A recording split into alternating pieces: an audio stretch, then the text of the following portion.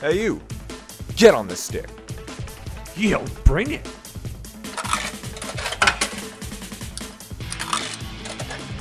Choose your fighter. Yeah. How's it going, lads? Fight.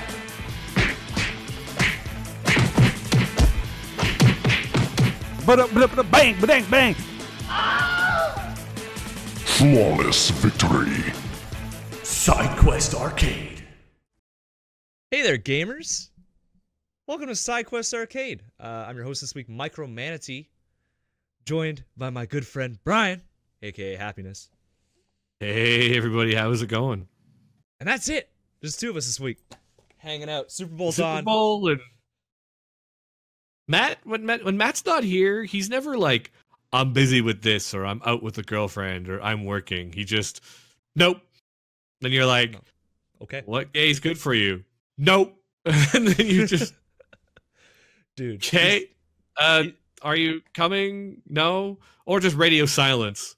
And then sometimes he just shows up. Like, he'll read all the messages. It'll be, we're recording at 6 and Matt's just there and he answers. And sometimes Matt's just like, just nothing. And you're like, No. okay, Okay. let's just, we haven't heard from him in 3 days. Let's just record. Like, he's a hard Dude. man to track sometimes. Dude, he's like Danny Phantom, man. He just goes ghost and he's gone. You're like, who the fuck is this man? Where did it go? Yeah, and then of course Bryce is getting boneless for the Super Bowl, which, I mean, many Canadians watch it. Oh, I'm tons. surprised you're not. Well, I don't have TV. I mean, like, I have a TV, but I don't have cable, and I'm too lazy to fucking stream it. And also, I like American football. I don't know. I feel like the officiating is kind of fucked, and it's a lot slower game than hockey, which isn't necessarily a bad thing. I just, like, I have a hard time sitting and watching it. And usually when you stream it, people cut the commercials out so they don't get sued by the ad companies. So you really notice how many fucking commercials there are. And I know it's the Super Bowl and that's like the whole thing, like, ooh, Super Bowl commercials, what will they have? But holy fuck. You spend half the game staring at like a loading screen. I feel like I'm Or playing like the big halftime concert. Yeah, and they're not doing Sweet Victory either. We got boned by Maroon 5 or whoever the fuck's playing. So I might have tuned in for I've that. been to one Super Bowl party once that I went with my dad when I was like 13. He gave me a bunch of money so I could like bet on the pools. So all these guys like made all their choices, and then I begged my dad till he gave me enough money that I just basically, like, they had like a tic-tac-toe board or whatever, or not, like a chess board with like a bunch of different outcomes, and they all chose their most likely, and so I just was like, fuck it, and just picked like 5 at random, and they're like, ha ha, and I won. So it's like the only thing I remember from the Super Bowl. And like, I was watching it and I was like, I don't, like, look, people, I always like, you know, I love movie football, like The Longest Yard and like all the college shit, and all you see is just pass and catch and tackle and hoorah, hoo, and then you like watch actual football and you're like, all right, Feels why do like people like sports again? It weirds me out too because the clock runs when they're not. Yeah, like the whole fucking time. playing, You're like, right? are you not in a fucking hurry? Like, if you're losing, like, is it a strategy if you're winning to just be like, oh yeah, we're just gonna run the clock out with while this guy eats nachos and makes a call? Like, Yeah. what is? I don't want to run my mouth because I am not a football expert, but I would imagine that is like they take like the maximum amount of time to set up for a play, like that before the ref starts yelling at them. But you don't have that problem in fucking hockey. Like the whistle goes off. That's it's like, all right. I feel like that's one of those like the soccer injuries type thing where you're like, Yeah. they're not faking it, they're not intentionally, the spirit of the game, but like, you know, the coach is like, make that pass take like 10 seconds longer while we're ahead, or, you know, make that, like, get ready like 10 seconds longer. Like, you know, they're running the clock the same way as that guy like gets hit by a ghost and he's holding his ankle screaming foul in soccer, right? Like, Yeah, exactly. you know it happens. Oh, but fucking absolutely. But I mean, like, I don't blame people like, if that's what you've grown up with. Like, I'm sure Americans watch hockey and they're like, "What the fuck is this?" something about it doesn't click. I watch hockey and I'm like, I don't get it. Yeah. So I understand. It's never been for me. I will watch Canadian football, but I think that's one of those when we were talking about like city-based esports where like I grew up in Hamilton, there was a team in Hamilton. Yeah. Therefore, I am a Hamilton fan and I will watch those games with some kind of interest because I'm part of that city and I can go and watch people celebrate after they win. But I don't know. Bryce's team is in fact in the Super Bowl though. He's a Patriots fan, so he's probably like fucking. Didn't he say he grew up in that area? Like he did grow up in that area. He's an actual Patriots fan. He's an actual Patriots fan, not just like a bandwagon rider. Yeah, for sure. Okay. All I know is that people hate the Pats for winning a lot or something, and something about deflated balls. Oh, man. Actually, that deflated thing is so funny because most of that is just the NFL not wanting to back down. And, like, you understand a little bit of math and science. So, if you fucking... So, the whole thing was they said, oh, the Patriots deflated balls so they could catch them easier, right? But they were all filled up in a fucking warm-ass locker room beforehand, right? And then they got out to a field that was below zero. So, the air inside the balls fucking contracted, like how fucking it does in everything else, like tires and shit. And all the balls got deflated, including the other teams. And they're like, nah, the Patriots intentionally let theirs out. Like, this is fucking how cold air works, dude. What? You don't know science? But they won't, the NFL won't admit it because they don't want to look bad. It's pretty funny. I was watching some stuff on it. I was like, really? Damn. Again. And while we're on the sports talk, we are recording during the Super Bowl. Yeah. I do remember like the only hockey game I've ever watched in my life. I think I was I was like 16 or 17 and my classmates were giving me a hard time because I wasn't proving to be Canadian enough because I wasn't watching hockey, right? And I was like, all right, fine. And I ended up making a bet with like one of the dumbest jocks in the school and I was like, okay, look, I'll watch the first hour of the hockey game and you have to I think I made him watch an anime or something. Okay. He actually got hooked on it and finished the series, but I can't remember what show I had him watch. And he's like, you need to watch the first hour, and I'm going to quiz you on what happened in that first hour the next day. And so I was like, okay, fine. What time's the game start? And he's like, game starts at 6. So I had a TV in my room. I was like, fine, fuck it. I went and I found the hockey game. I put it on at 6. And we're giving all this shit to football for all the time that they waste. And they hadn't even dropped the puck from the 6 o'clock start till 7. There was just so much random stuff. I don't know, maybe he got his time wrong when he said 6, but like the TV takes it at 6. And then the first hour they hadn't dropped the puck. They were doing all the discussions, they have the warm up, they have the Canadian and if there's an American team, the American anthem. And I had to watch Canucks naturally. I only lived 3 hours from Vancouver at the time. I had to watch the Canucks when I did it. Right. And yeah, it was like 1 hour in. And I was like, yeah, dude, they dropped the puck like 2 minutes into the hour. And they played for like 2 minutes. And I hit 7 o'clock and I was bored and I turned it off. And he's like, what? No, you're supposed to watch like the first hour of the game. And I'm like, yeah, I watched it from like the minute it was on the TV for an hour. And he's, no, you're supposed to watch the game. Watch the first hour. I'm like, what, you want me to watch like 60 minutes? Like, were you trying to trick me by saying watch 60 minutes of gameplay when there's only 3 periods of 20 minutes apiece? Like, was that is that what was going through your head? Get him now. Like, no, I know how long an hour is, dude. What? Come on now. Like, not going to look up and go, oh shit, it's 10 p.m. What the fuck? I don't know. I mean, don't get me wrong. Like, I say it's the first game I ever watched, but I'd watched the Olympics hockey. And when I was a kid, we would periodically buy like hockey tickets and go watch like the Prince George Cougars, right? Like the local city teams or whatever. Yeah. The WHL. Like I'd go watch those and I had a good time with it. But my dad learned very quickly that sports and me were just two things that were not working.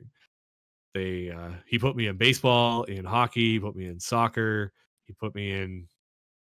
Well, I think he tried soccer 2 or 3 times, and he tried baseball 2 or 3 times, and he tried hockey twice before he just gave up on me doing anything competitive. Like I was, like, like it is so ingrained into a person's soul that at like 4 years old, they put me in soccer, and all the other kids are chasing the ball, and I would play defense, and I'd say, the ball will come back to this half, and I'll chase it when it gets over here. My dad's like, chase the ball. Be like a normal kid. Go after it. You don't actually have to worry about the strategy of the game. And I knew my team had this side, and the ball would come back to me eventually. And I would sit in the grass, pick dandelions, enjoy the fresh air. And then when the ball came back up, I would stand back up. I would run. I would chase it. If I got a hold of it, I would just boot it back to the other end and sit back down. There you go. Like, this kid is not an athlete. Like, this is not happening. He's not feeling it. I feel like that guy got the fucking time wrong on you, because the games usually start at 7 p.m., right? And then that hour. Look, before, I picked it. This was a guess. This was a guess on the time. This was like literally like 13 years ago. I hear you. I'm just saying. I feel like he fucking, because you can click it and you do get a free game, and that sucks dick. But I feel like he probably wouldn't have loved it anyway. And I mean, honestly, he told me it started at 6. I then checked, remember back in the day of like old classic cable, and you switched to channel 2 to then get the thing dropping down, and I'd find the channel, and it was always low, like 3 or 4, because it was like the free TV for a lot of because I think like something about the way their franchising works. It's like the local team's games are free in your area, but every other game is not, or something. So you could watch the Canucks on channel 4, and so I checked on the channel 2. I was playing online computer games as the hockey game was running, and it was booked from 6, and he told me 6, and by 7 o'clock they hadn't started yet. Maybe if you told me to watch from 7 to 8, then he tried to get me to go back again, and I'm like, I already did my half, dude. You failed. Yeah, nice try. Got to be more specific. Yeah. Can't fool me an hour after the puck drops. Oh, that's a different story. But I don't fucking know. Hey. Well, the Patriots just won the Super Bowl, so Bryce is currently, by my calculations, extremely boneless. Did they actually? Is this the timing? They just dead ass won. Yeah. Like the fucking clock just ticked down. I clicked it just. Do we just call him in and just ring him in right now? Be like, Bryce, now's your moment. Bryce, how's the Super Bowl?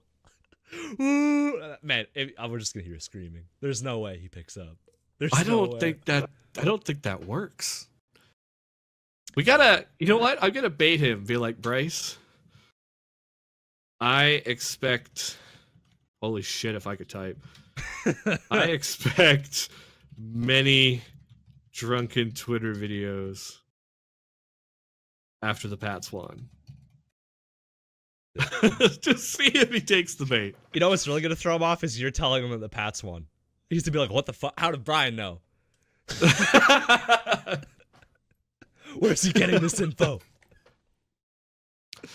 Oh fuck! See if he takes the bait. We'll see. Maybe we'll get a good video out of it. Usually when he's drunk, he sends fucking little Facebook messages. I love them. They keep me going. Does he? Oh, fuck yeah. He sends them to you directly, though. He doesn't even send them to the group chat. No. He just sends them to Flint.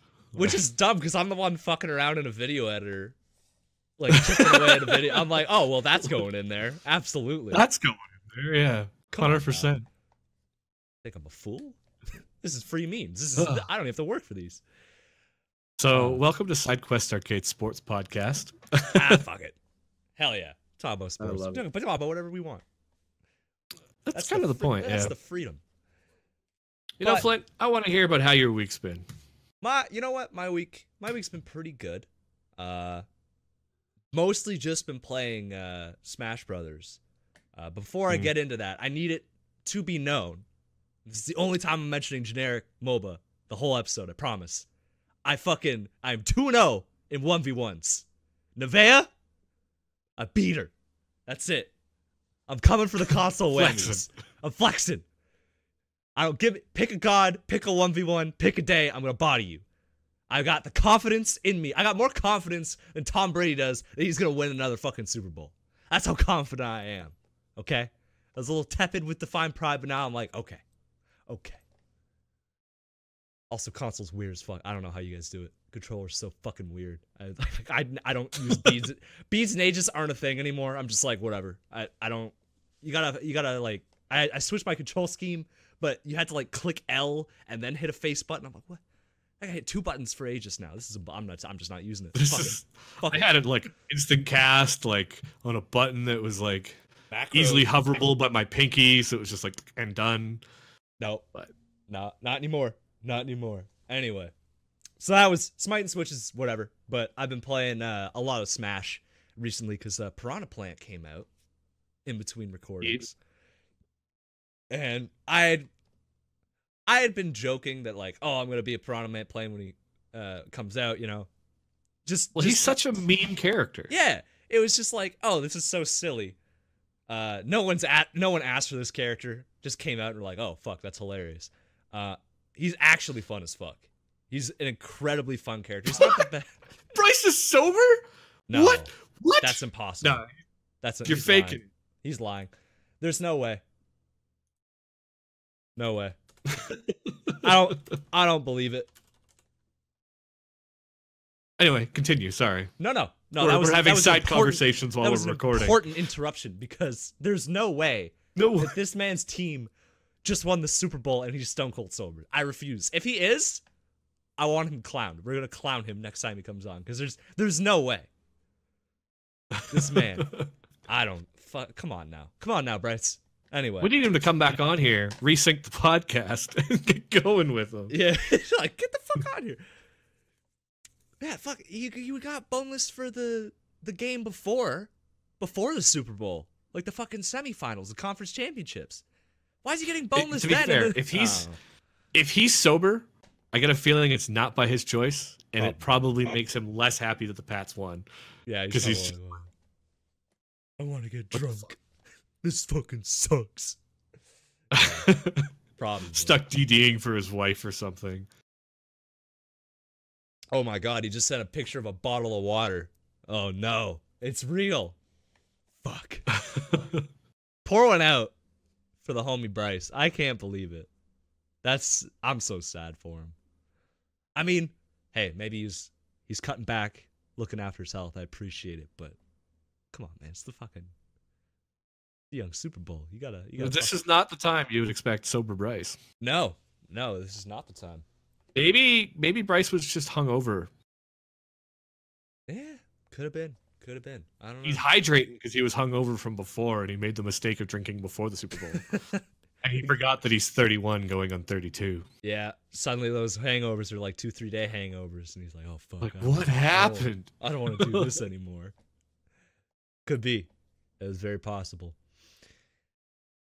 Yeah, Piranha Plant. Anyhow, fun as fuck. Holy shit. It's kind of like the perfect character for me because when I saw him, I thought this character is gonna be pretty light. I don't generally like light characters. I like living past like 150, 200%. Yeah, just on principle. I enjoy it. I don't know why.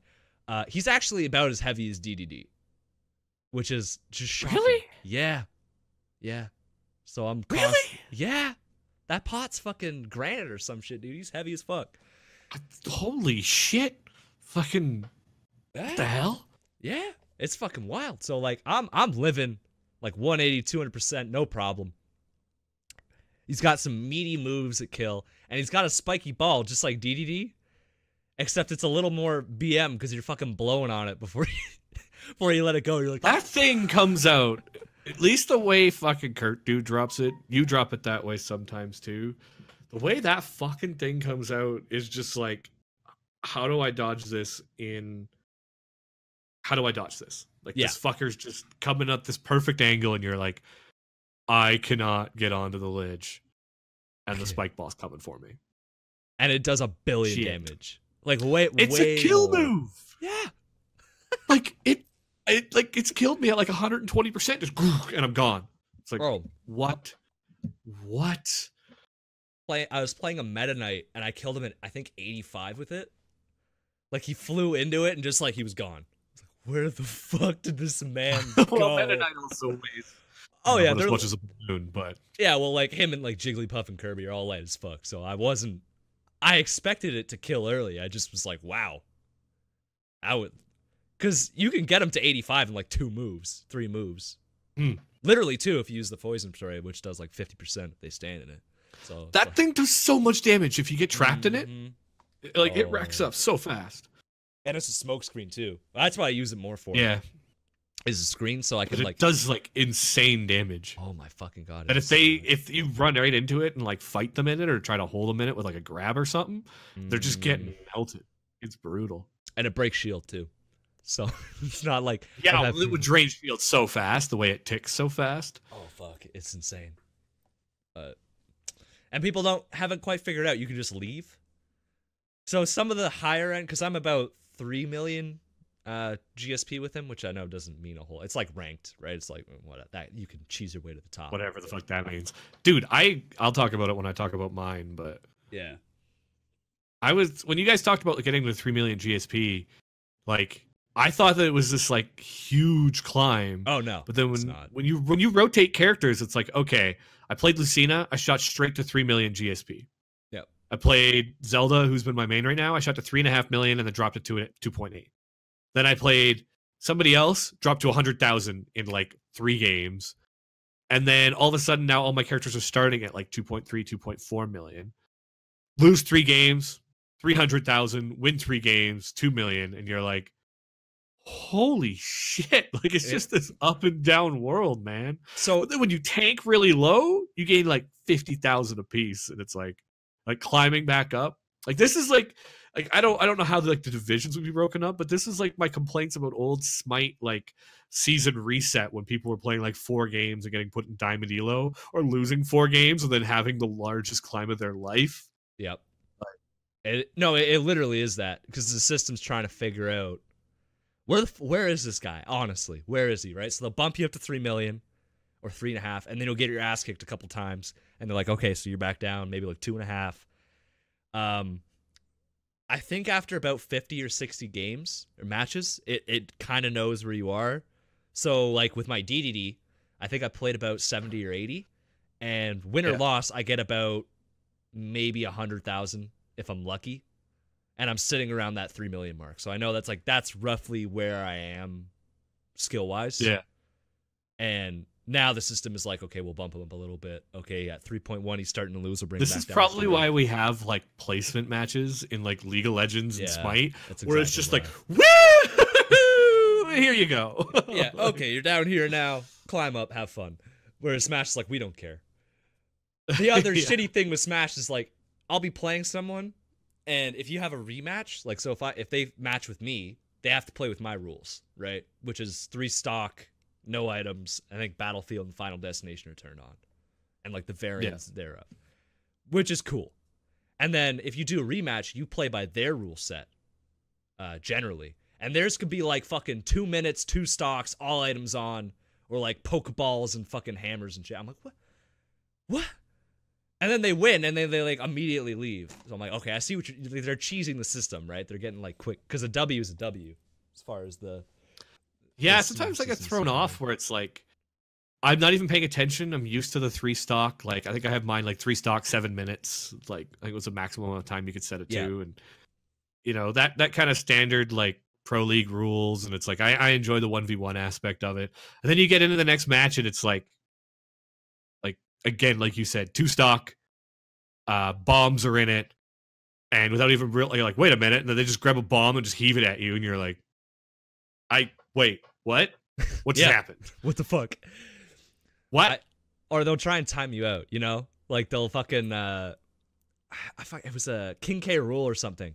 And it was 3 stock, 2 minutes, and he tried to take a quick stock and then time me out. So he just wouldn't fight me. So his game plan was to get up a stock and then like fuck off for 2 minutes. And I was like, you son of a bitch. That's so like how do you have fun like that? I don't. Some people though they think it's like legit, eh? Like I mean that's something I learned with Smite, like reading Reddit, interacting with people of various skills.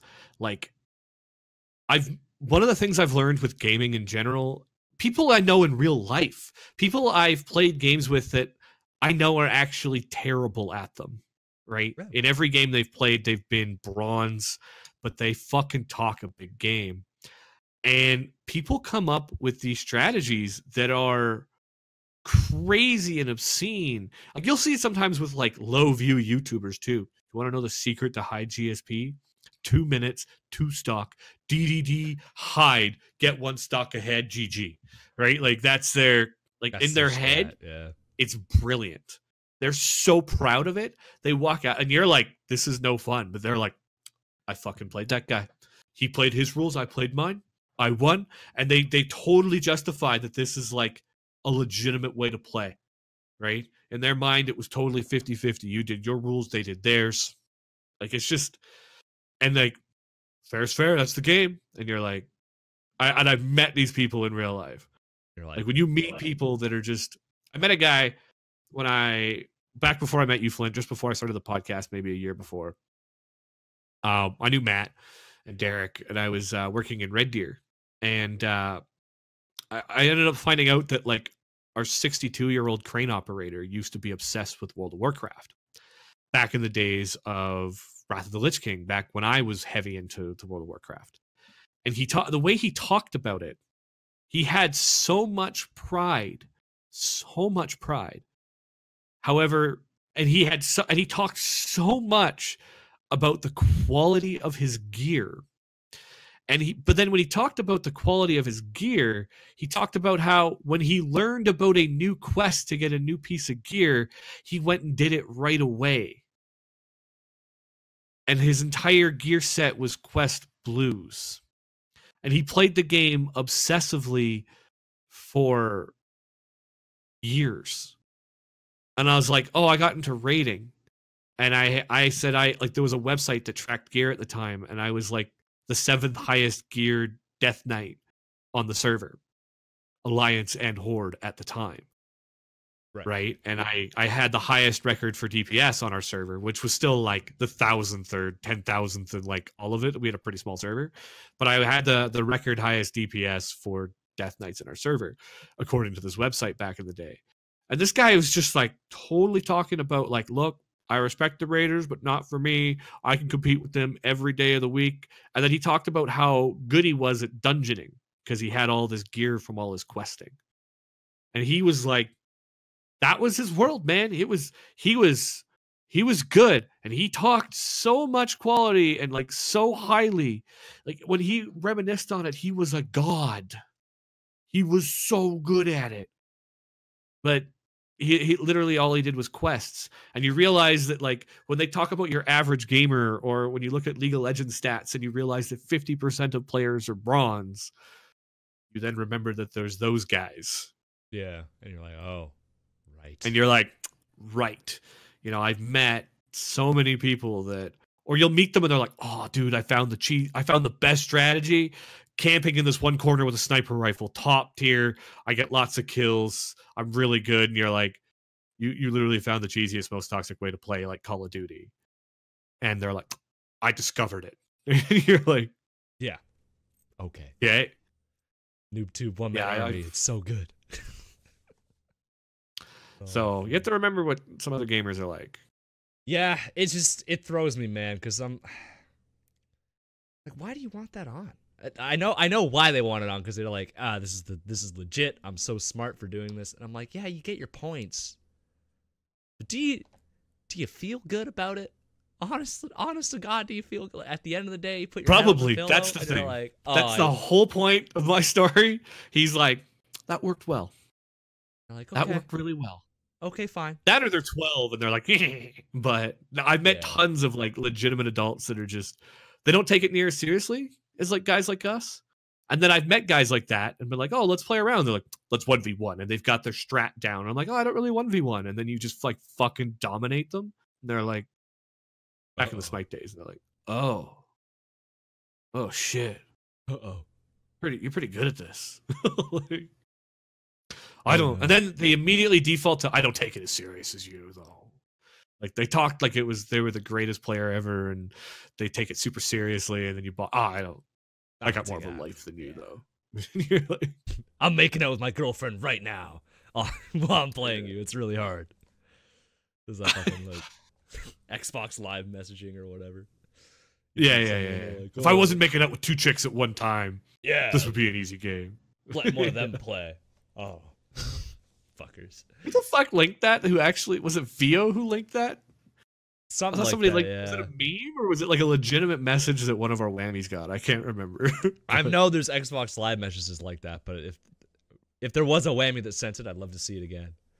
Because that shit always cracks me up. People get so fucking heated, get pressed about video games. There's certain amounts of salt that I'm like, okay, but then when they go and they start a witch hunt on Reddit, you're like, okay, now you're just as bad.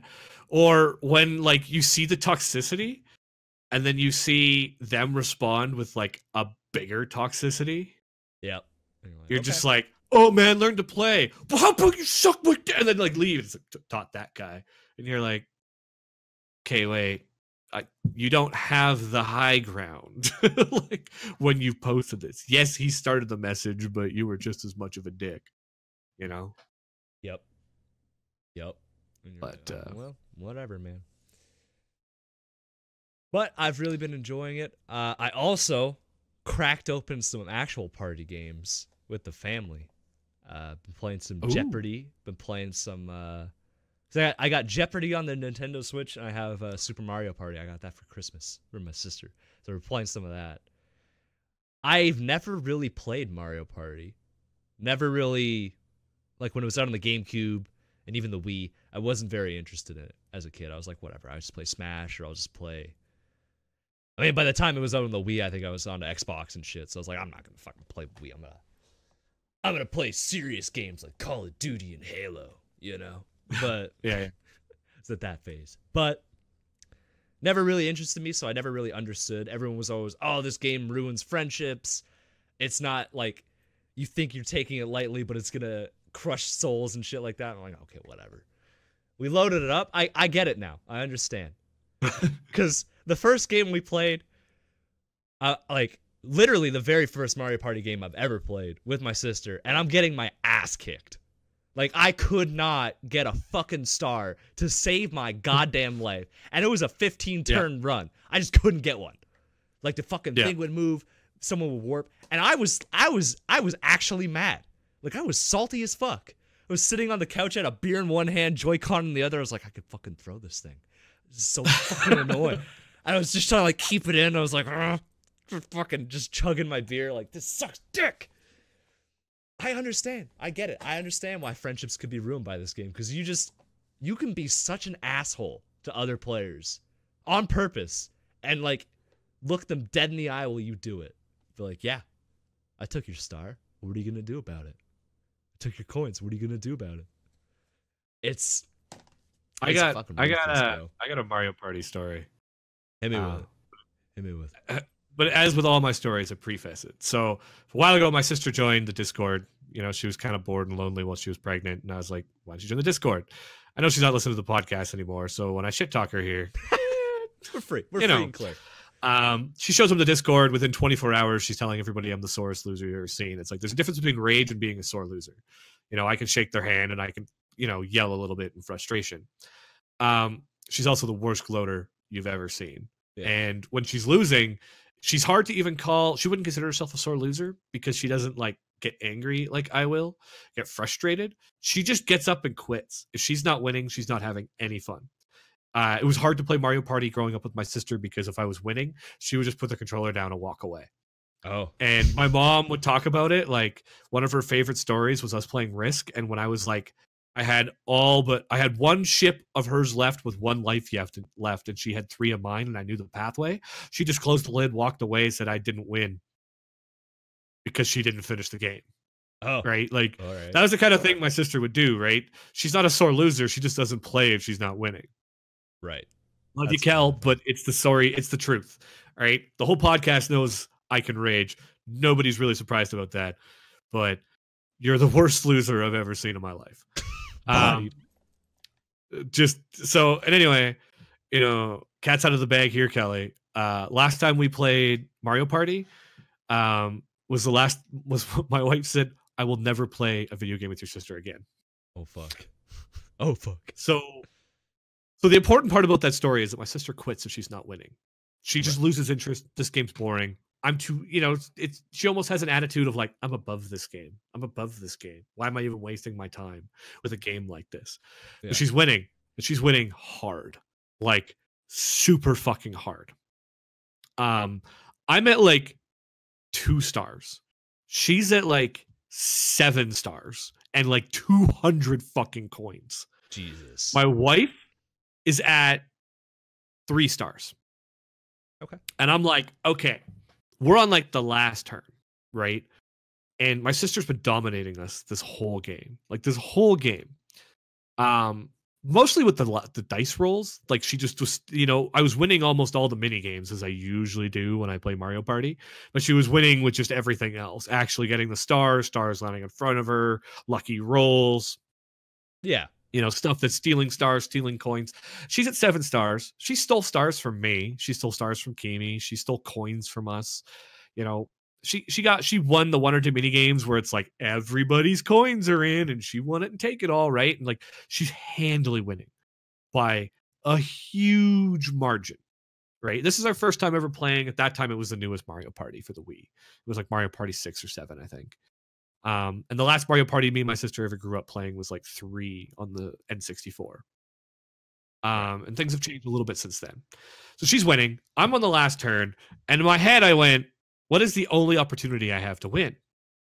I basically have to win all of the bonus stars. And even if I won all the bonus stars, she'd have 7 and I have 5. So I have to take her down. I have to bring her down in stars. So I said, okay, I have to challenge her to this game. I ended up, because it was in the last turn, all the stakes shot up way higher. And I used the thing that allowed me to challenge her to a game, and I wagered my only 2 stars I had. Right. Because then I was like, cool, then I'd have 4, then she'd have 5. And if I won 2 and she won none, I'd have a chance of winning this game. Right? Yeah. I'd have a possibility, a fragment of a fucking hope of winning this game. Right? But otherwise, my sister's got this in the bag. So I land in, I challenge her to 2 stars. She's talking all kinds of shit. I body her. She's like, I'm still winning anyway. Cocky as could be. Like, I've never seen anybody so damn cocky, right? Not understanding how Mario Party goes. Not understanding how Mario Party goes. Me knowing the random chance that Mario Party could have, like, something could happen.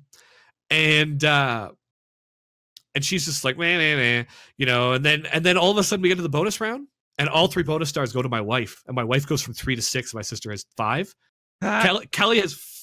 Kimi had 0 coins and 3 stars. And she shot straight up to 6. And it chose like the randomest categories. It was like, who won the least amount of coins in the game, like in the party games? Kimi won less than the computer did. Oh, fuck. Who hit the most Bowser squares? Kimi hit the most Bowser squares.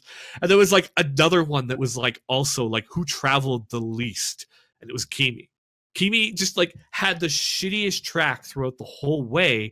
Me and Kelly were fighting fairly neck and neck, but on like turn 17, Kelly took 2 of my stars or 3 of my stars, something like that, and shot up to the lead.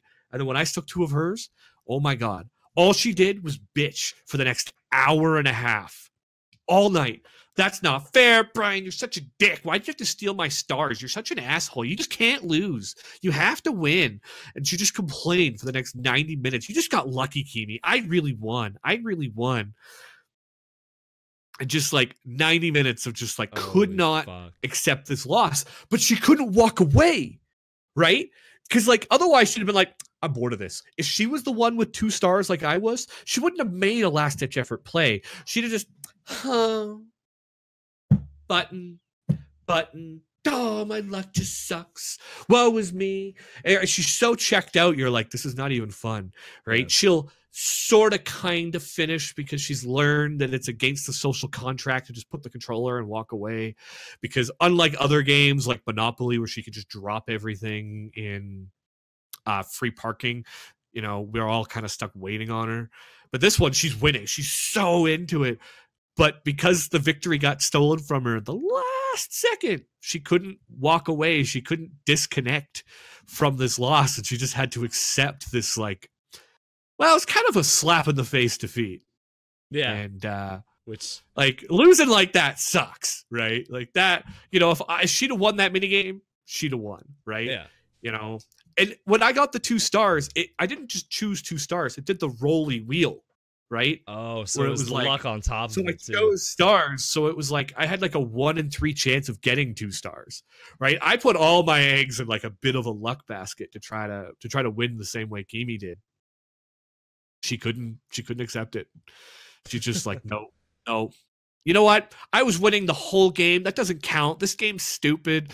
And it's like, Kelly, look, You just this gotta is hold that this out, is dude. massive payback for showing up in the Discord and within 30 minutes telling your biased side of a story about how sore of a loser I am. Love you, sis. Difference is we got a microphone.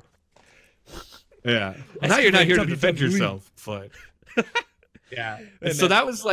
that was Kelly's worst loss ever, and friendships were borderline destroyed if we weren't related. Yeah, in that no. game. Dude, that's Mario Party. That's some shit, man. Like, we were getting Yeah. that too in the new one. It's like, oh, if you walk the least, there's a star for you. It does everything. Kimi won all of the worst ones. Like Yeah. hit the Bowser squares, walked the least, won the least amount of mini games. It does everything it can to like keep shit kind of neck and neck if it can, which is really fun. I think that's really good for a party game because it keeps it fun for everyone. But if I mean, we've all played Monopoly where you've got like 2 railroads and a random blue property, and your friend has hotels on 3 places, and you're like, why are we even rolling? At this point, I'm just rolling to dodge you and just praying I don't hit your fucking hotels. Is there any hope in hell of me catching up? Welcome to real life economy. I am not catching up to Elon Musk, no matter what I do. Just can't do it.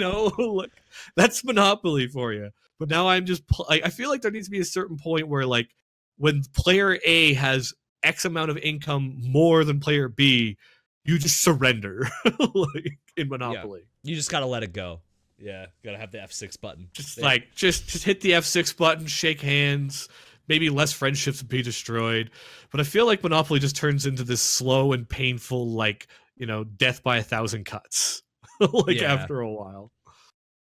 Well, and that's like Nintendo's at least figured out. Look, if we can keep the last place person at least like kind of happy. Throw him a star, throw him a couple coins. That'll be all good.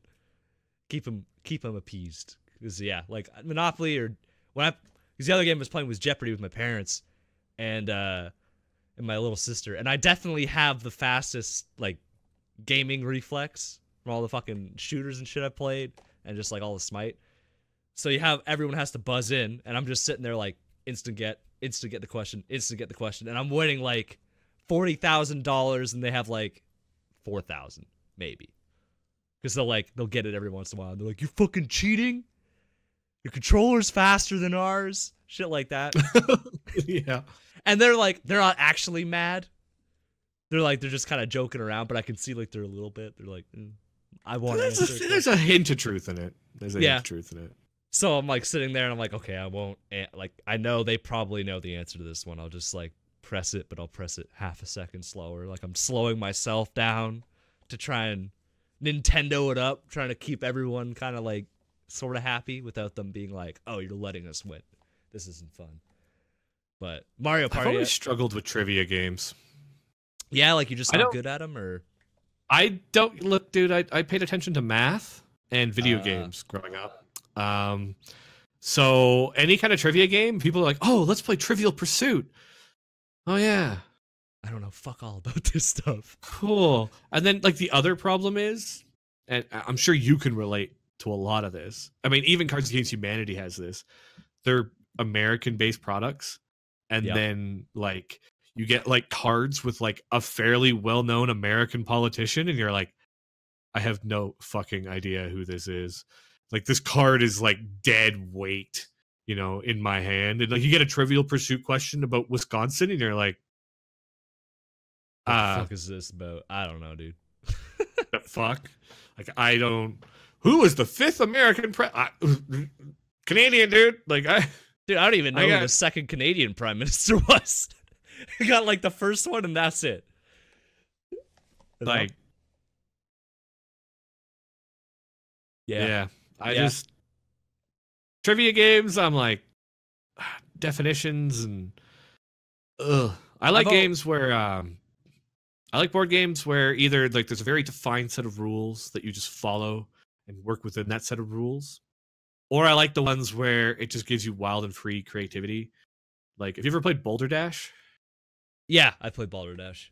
Got a lot of my friends are really like board game centric, so they always have these off the wall ones. Boulder Dash is one they love though. So Boulder Dash was fun. I never win Boulder Dash because I was playing with these group of friends and I changed the way that they were playing Boulder Dash. They played Boulder Dash many times. They were playing it like legitimately, like trying to put these definitions for people to actually choose and trying to win. And I had 3 drinks in me. I don't drink very often. I think we had the word fliffus and I called it like Furby cum and like yeah, something like that. Right. And like nobody's going to guess that. Nobody. No. You know, they all know it's a joke, but now all of a sudden in every round of Boulder Dash, there was 2 people guessing real answers, the real answer, and like 3 people just writing nonsense every round. Yeah. And so then you're just in like tears laughing, reading all this, and then you're drunk and the mood gets in the right mood where everything's funny. And realistically, there's only 2 people that can win. Right? Because it's like there's only 3 actual answers to choose from and 6 people playing. Exactly. Yeah. I like ones like that. Yeah, me too. I enjoy those ones. I like ones where like anyone can pick it up and just play it and have a good time. And it's hard to find a party video like I find there's a lot of good like board games like that. Hard to find a video game one like that. I highly recommend Mario Party. The only thing I don't recommend about it is you have to use the fucking Joy-Cons. It won't let you use any other controllers. You have to use the Joy-Cons. It's like fucking little Pro controller. It has the same like motion controls and everything, same button layout as the fucking Joy-Cons. Like, no, Joy-Cons are nothing, baby. Like, I'm not going out spend another $100 on 2 more fucking Joy-Cons. God damn. You'd always play Jackbox with your family though too. Yeah, I might pick up a Jackbox module too for the Switch because that would be or even PC because you can run it off the Switch, I think. But I've got it on Steam. I think you can buy it on PlayStation as well. I know you can buy it on Switch for sure too, so I might pick some up. Can you? Oh yeah, yeah. Because I was playing with Define Pride and he had it off his Switch. He was streaming it off his Switch. Because the one thing I love about that one is that everybody has a fucking phone. Like, everybody has a smartphone, and so everybody has a controller. Exactly. And like, I like the pacing of it too. I mean, we did our only Boneless Beers review on Jackbox TV, and Boneless Beer reviews I feel like were a great idea when we could get 4 people together in a room, but we can't even get 4 people together to do an episode. Fuck. So it didn't pan out. It's like wrangling cats, I swear. Just like, all right, who's free? Oh, you're free. Get the fuck back in here. You free? All right. Sit y'all down. Get a little mic. Make sure you tell your girlfriends and your parents and your wives you are booked for Thursday or Sunday or Saturday or whatever day we record. Man. Fuck, I got a sign now. I don't know if you saw that. I was there for that. Yeah, you were there for that. Yeah. So I got the sign going now. I just turn it on. Like, okay, we'll actually, you got to help me with something here. Okay. Did you rearrange your living room? I feel like your TV used to be on the right. Oh. Or is your camera just mirrored right now? No, this is unmirrored. So it was mirrored before. So I swapped it around. So now it's all different. Everything just looks backwards. And I'm like, wasn't his door on the other side though? Everything's looking weird. Doesn't help audio podcast listeners, but I'm like, I definitely know his TV was on the other side of the videos before. Hey, Matt. Hey, I think my stairs have been on the other side in videos before too. I think it's been flipped back and forth. Sometimes, well, like I did it on purpose this time, but sometimes the camera just does it. You know, like it just turns on. And it's like, oh, I'm mirrored this time. I'm not mirrored the other time. Like I'm thinking back to the episode where my cat was going crazy on the stairs, and Bryce was commenting about how he didn't hear a word I said. He was just watching my cat, and my cat was on this shoulder instead. Yeah, no, it definitely was. It was on your left side rather than your right for sure. So yeah. It was definitely mirrored. Yeah, anyway. I flipped it around. That's mystery solved. I also have avatars, but I'm not going to turn those on while we're recording because I think that would be... That'd be hilarious. But it doesn't help the audio listeners, which are, 99% of them. Yeah. Anything else you did in your week? gaming wise or just like real life, not really. Like I've been watching a couple shows. Everyone's been telling me to watch this slime anime. Like the one time I got reincarnated as a slime, I think it's called. Oh yeah. It's actually very good. I didn't think I'd like it. It sounded kind of lame. I'm like, oh no, this is actually really fun, really enjoyable to watch. Sell me on its premise for a minute, because like I get that he gets reincarnated as a slime, and I'm like, okay, that's great for like an episode. How do you maintain a series with this guy as a slime? So it's not that just that he's a slime, it's that as he's dying, he's describing his experience of death and like things he's regretted and things he wants, and whatever reincarnated him takes that and basically gives him like unique character traits as like a slime. So he's like, he says like, oh, I'm hot. Well, now you're in your new life, you're immune to frost damage.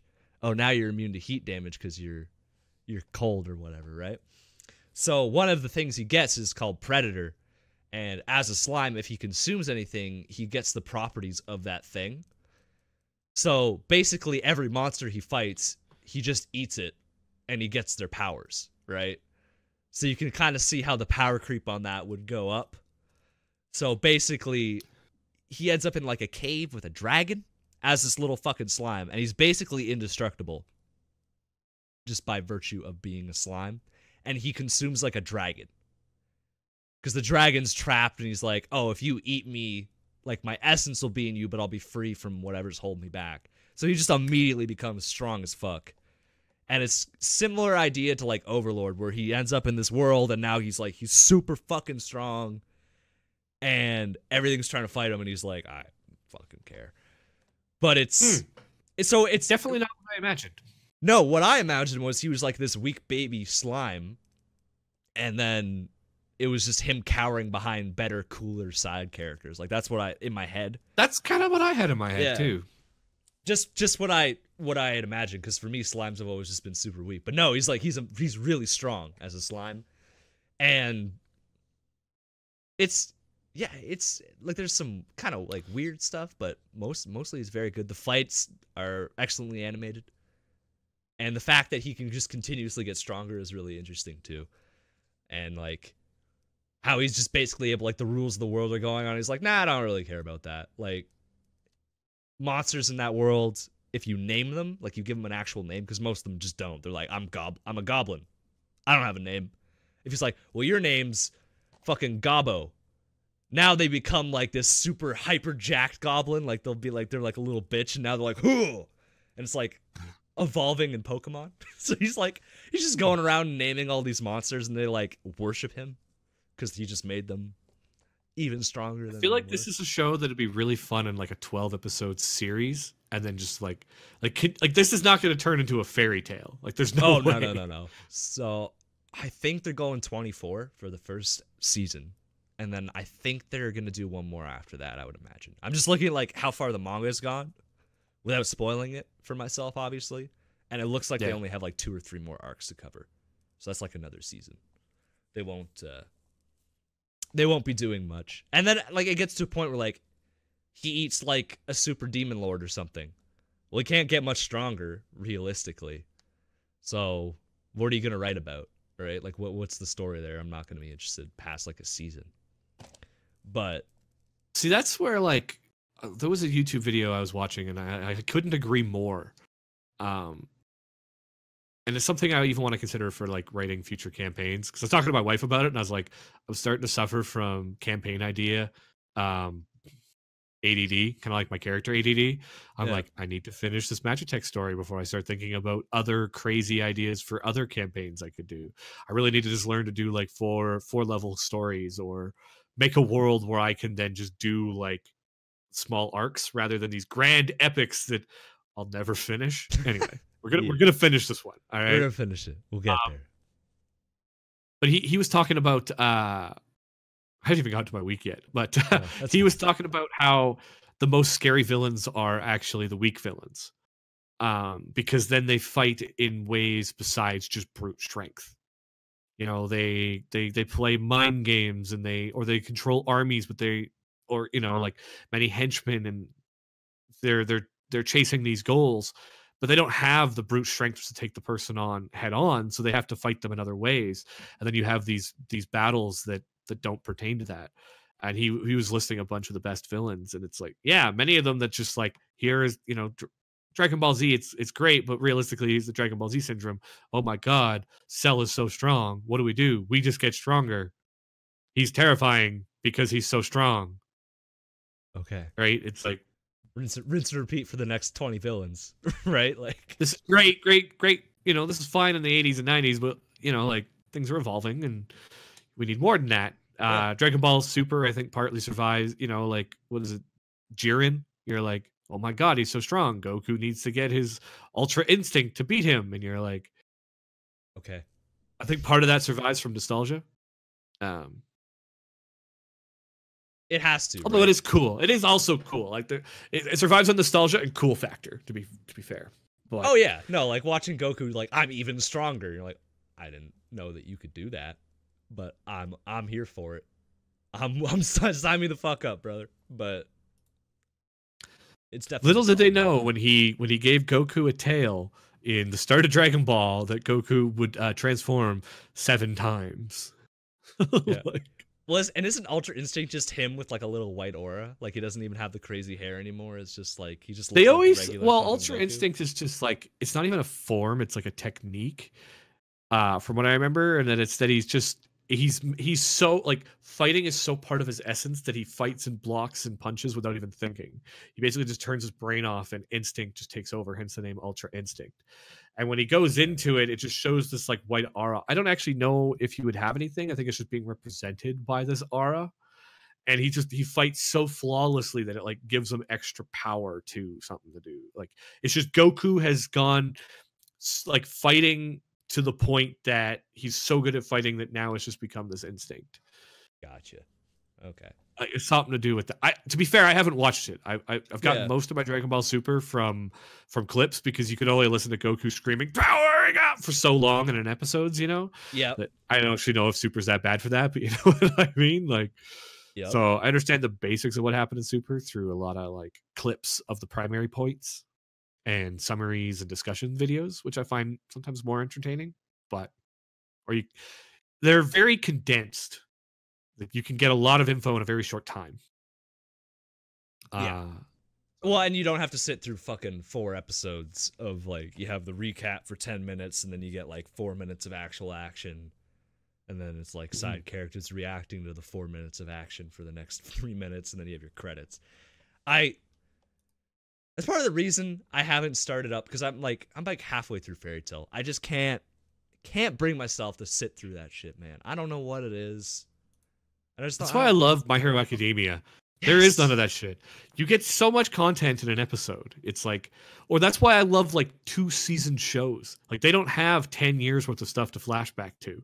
They've got, you know, light budgeting and enough money to make it through 2 seasons, and they better make this so fucking good to renew for future seasons, right? If they want to like make this a franchise and make more money from it, or they can go the Full Metal Alchemist route and just like start and finish.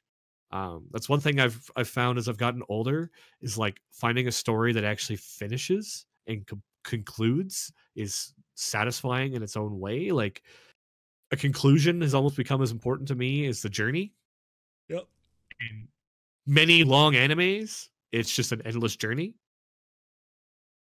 And you're just that's why it's please. Please. You know, even my D&D campaign, I have to fucking finish it. Don't add any more. Just deal with what I've added, right? Don't expand. George R. R. Martin, just conclude your story. You know what I mean? Like, stop writing side books with other authors. Just fucking give us book 7. God damn it. Well, he needs book 6 first. That's right, Disney book 6. Sorry, I miscounted there. Or like, it's the worst. I think what makes me think about that is like, a good conclusion is so important. TV shows actually make me think of that more than like even anime and video games. Because like, how many TV shows are like they're going and then they're banking on, they've only got 2 more seasons, and then they go through 1 more, and then they get renewed for a bit longer, and then the story continues and it extends, and you're like, drop a conclusion, you know? Yeah. Let it out. Breaking Bad did its seasons, and then it went, we're going to be done, and we're going to wrap it up. Everything we need to conclude is going to be concluded, and there is going to be no more content for it. it is a nice start to finish. Game of Thrones, they literally had the conversation. We need to wrap this show up. We've got the budget, we've got the audience. But if they went to season 9, viewership's going to drop.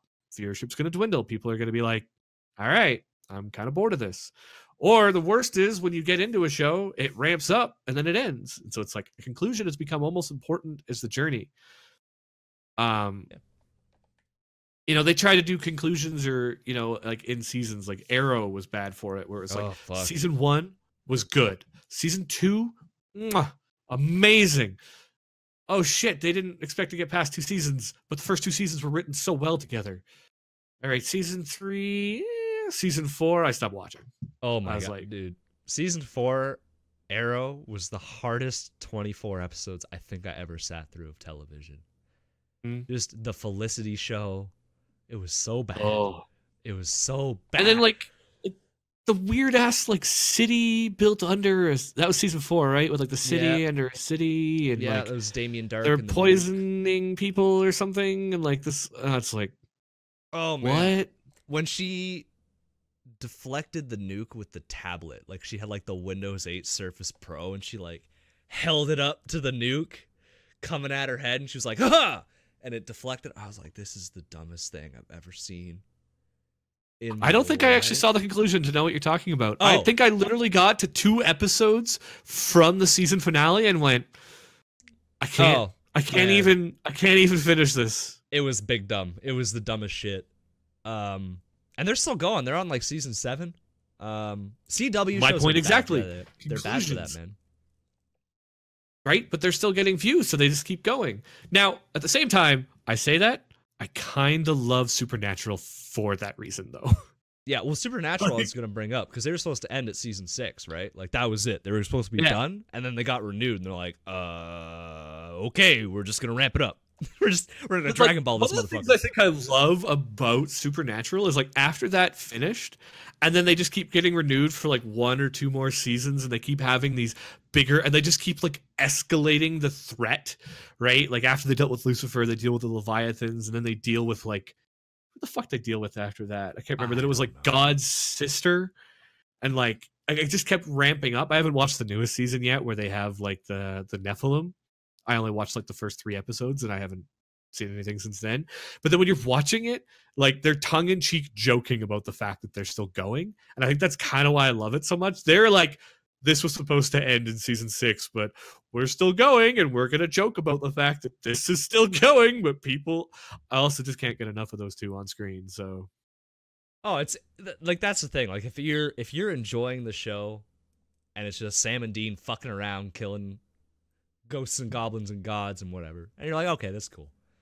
Arrow, yeah, like I could just watch Sam and Dean, like just fuck around. I literally have just all day, like. Fucking love those 2. I watched season 1 and 2, and I was like, I enjoyed this. This was fun. I could keep doing this. And then I heard like, oh, it's on season 14. That's a lot. That's a lot of. And I got into like Arrow and the Flash because I'm a big comic book guy, and fuck, I had to stop because it was getting to that point where they'd say, okay, we're ramping it up. This is the new big bad, and you would watch it and go, this isn't very good. Like the characters aren't well written. Like at least Arrow is a humanoid. Like, you know, new villains can do things like there's something about Arrow and like Batman, right? Where it's like there's a certain sense of inherent danger from his humanity to begin with. Yeah. Right. So the threat can always be there. It's not Goku syndrome. I found it's like the first season of Flash I thought was written brilliantly. Kept you kind of a mystery. Second season of Flash, not as good. Then by the time you get to your 3rd speedster and you're like, okay, what's going on? And I think again, that's another one I just stopped watching. I stopped with the whole Arrowverse. I was like, I'm done. I was deep for like 2 years and like, I'm out. I'm done. It's such a cool idea because you have all these characters you can pull in from different shows. Like they still do the crossover every year. And those are apparently, they're always good because they don't matter. So they usually do something crazy. So I think they did one where like they did the trope with like, oh, what if the Nazis won World War II, and then like Oliver's the Führer, and they have like the evil counterparts of everyone, and that shit's hilarious. I'm like, oh, I'll watch that all day. I don't even need to know who's who, but The Flash pissed me off because, like, for one, Barry's losing against people that he has no business losing against. He's getting hit by stuff like someone puts an oil slick on the ground. I'm like, Barry, that's some fucking Acme cartoon bullshit, all right? And he always needs like a speech. Like someone has to come on the headset and they're like, Barry, you gotta just run. You just gotta run like you can never run before. You gotta go faster than you've ever gone. And he's like, oh shit, you're right. Like, can you not just do that? Can you not just start out like, fuck, I just gotta really give her today, you know? Like, I gotta eat my fucking Wheaties, and I just gotta run real fast. And I also have to remember that I can literally punch at the speed of sound. Fucking get your shit together, Barry Allen, all right? Like, I've had enough. That's what I've heard, though, from a friend that was actually big into, like, collecting and reading the comics, that he was like, the Flash is cool, especially in, like, Justice League, but apparently that's just all of his comics. They're like, who can he outrace, and like winnings becomes this race, and it gets very repetitive for years. There's not really a lot of variety in it, is what I've heard. Well, although when they did some stuff with like I think what made me quit watching The Flash while we're on this tangent was like I was really intrigued when they introduced the concept of doing like a Flashpoint paradox, but now this is the actual world. Right, they've started, and I think that's when they had Zoom or whatever, the guy, like the big mechanical one. And I was like, that's kind of cool. This is kind of cool. And I think they even had some tweaks in like the Arrowverse, right? Because they like tied these worlds together, and they had some tweaks in the Arrowverse with this Flashpoint paradox. And then it just felt like they just brought a bunch of characters back to life, added them to the cast, changed a couple of people's alignments, and moved on. Yeah. And you're like, wait, did you literally just Flashpoint to bring these actors back? Like, yeah. Why Flashpoint like movie was so good. Like, honestly, DC animated is fucking sick. And I think my opinion has always been DC animated movies can be sick because they don't have to set up a plot. They don't have to set up an origin story. They don't have to explain why all these characters are together. Other than like, oh, this big bad thing is happening, and all these guys are like, hey, what the fuck? So they all showed up to throw hands. They don't have to do anything past that, right? Whereas you look there's at a certain expectation of knowledge before somebody would consume that media. Exactly. They're like, okay, yeah, no, you know who Aquaman is. We don't have to spend 45 minutes explaining who Aquaman is. You know, he's got the trident. He's ready. It's gonna be fine. You know. Yeah. That's a big thing with DC animated is it's there's no setup. Marvel doesn't really do that, I find. I feel like Marvel just, I don't know, the way they handle their live action seems to be a lot more clean than DC. When they did their live action though, Marvel, like they did do the origins, and then one thing they had was like they started with Iron Man, which not everybody was familiar with the origin story. Yeah. Right? And then once they kind of built some interest, like what did they do after Iron Man? I forget. They did The Incredible Hulk, but that didn't really take off. And then they did Captain America, and then they did Thor. But you got to remember, right? like their A-team is like Spider-Man, X-Men, Fantastic Four, which is all shit they didn't have the rights to.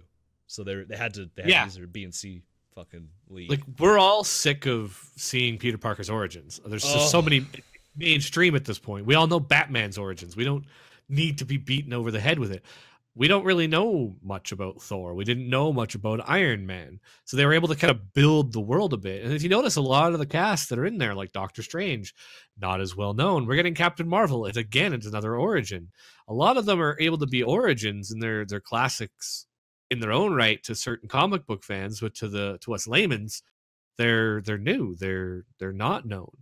And I think there's a lot of like strength in their ability to do that, because we're not like, one or two, like a fair amount of us know the Captain America origins. Yeah. Some of them are still fun to relive. Like Captain America's origins was a fun story to still tell. Like seeing CG skinny Steve Rogers become big was, it was fun. The Iron Man origins, building that Iron Man suit, it was fun. Ben dying again. You know what I mean? Like it's not as fun of an origin. Okay, he's been bit. Oh, okay. Like it's not. I don't know. Spider-Man's origin isn't really that fun. that way. It's very 1960s in how it's structured, too. Like it's very dated, in terms of an origin story, and it doesn't help that we've rebooted Spider-Man in the last 20 years like 4 times. What I really did like about Homecoming was they didn't sit down and be like, listen, your Uncle Ben died. Like, he just kind of mentioned it. He was like, yeah, I had someone in my past die, and he taught me about responsibility. And then he was like, but now I'm Spider-Man, so like, let's just fucking go beat some bad guys up, okay? This is what we're here for. Yeah, I love that about it. It was so refreshing. Because no one is like, man, I wonder how Spider-Man became Spider-Man. I wonder how that happened. No one gives a fuck. That's what I love. Like we were saying, like there's no expectation of knowledge on those DC cartoon movies. Like you pick up Flashpoint and like you're just right into it. And you know, like this is who this person is, and there's a certain expectation of knowledge. But like the TV shows, they have to they have to set up that expectation of knowledge as well, and 100%. Oh yeah, I changed it to a different head. Okay. Yeah, I could hear him making all kinds of noise upstairs. Understandable. No, you're 100% right. Like like Flashpoint, you know, they showed the whole Flash Rogues gallery and all these cool villains and Professor Zoom.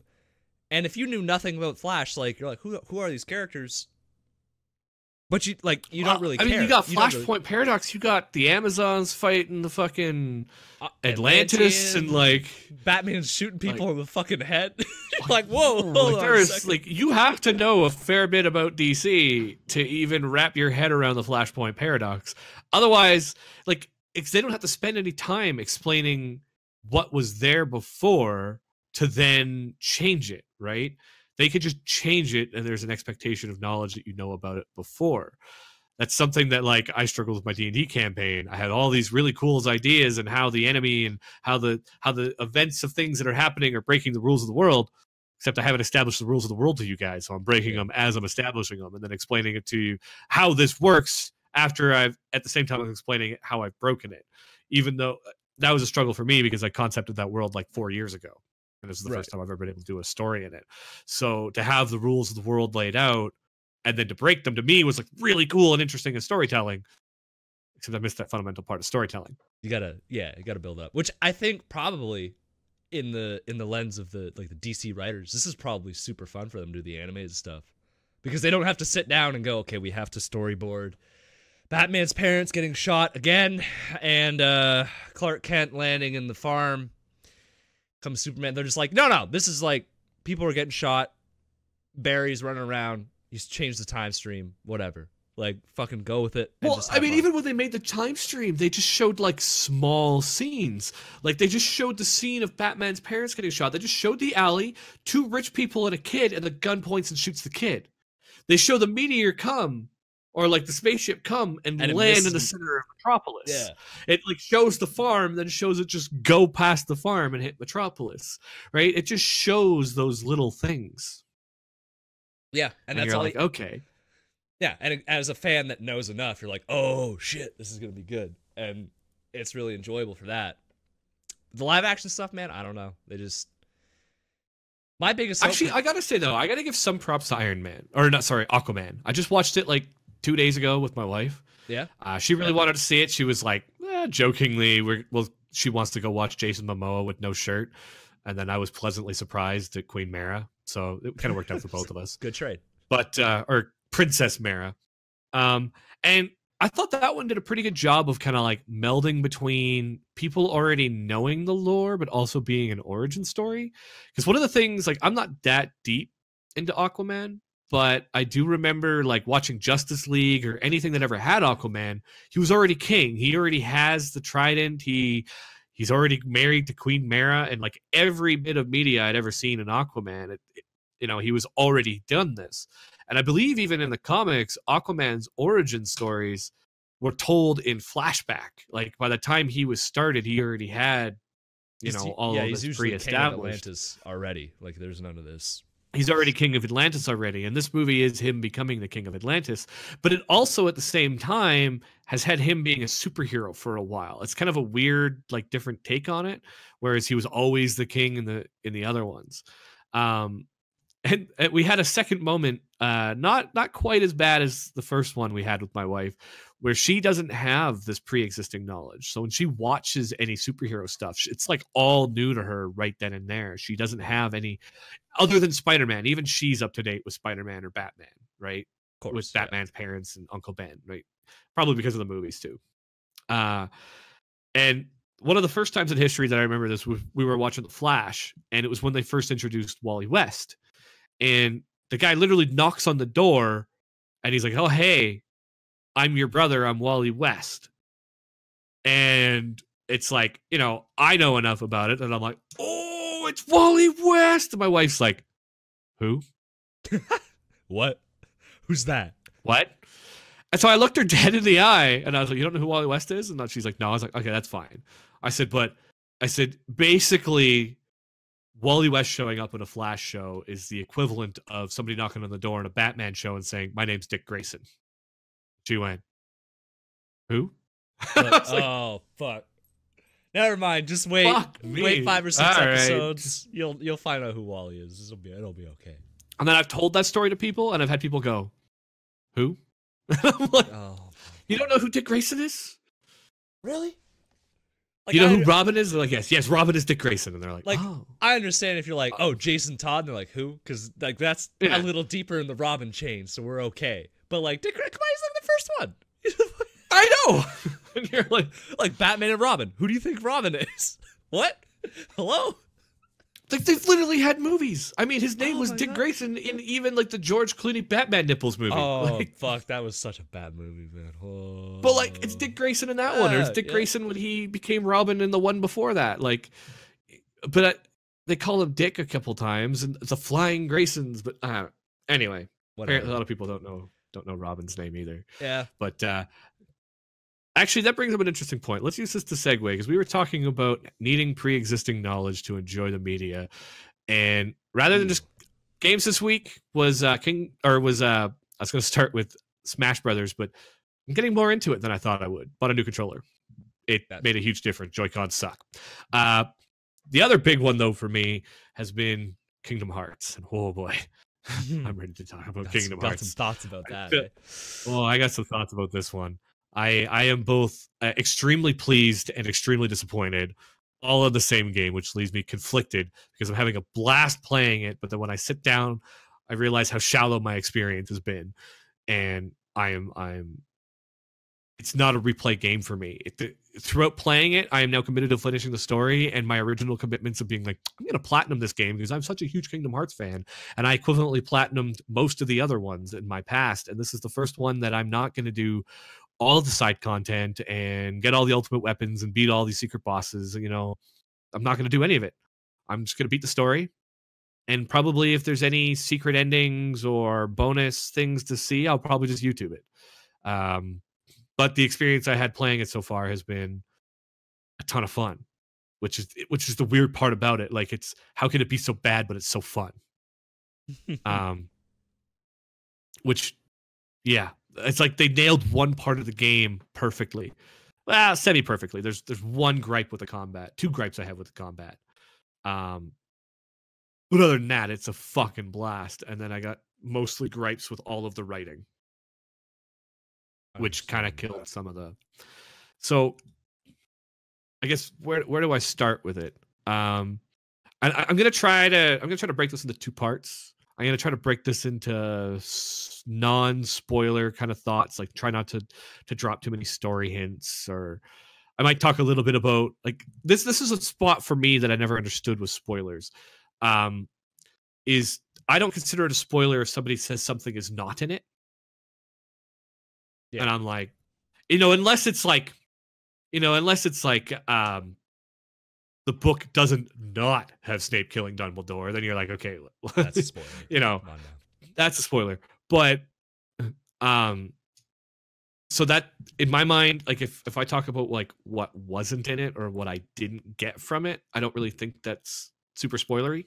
I don't want to like reveal too much about what's in there, but right off the bat, one of the things I wish Kingdom Hearts would do is made a bigger commitment to how much knowledge the player is supposed to have beforehand.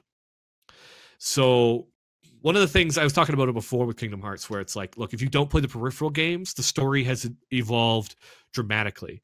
Going from Kingdom Hearts 2 to Kingdom Hearts 3 without playing any of the other games is kind of like going from The Hobbit second book, finishing it, not reading the third book, not reading the first book of Lord of the Rings. I guess it was only one book. So finishing, hell, it's like going from finishing The Hobbit to just straight into the second movie for Lord of the Rings.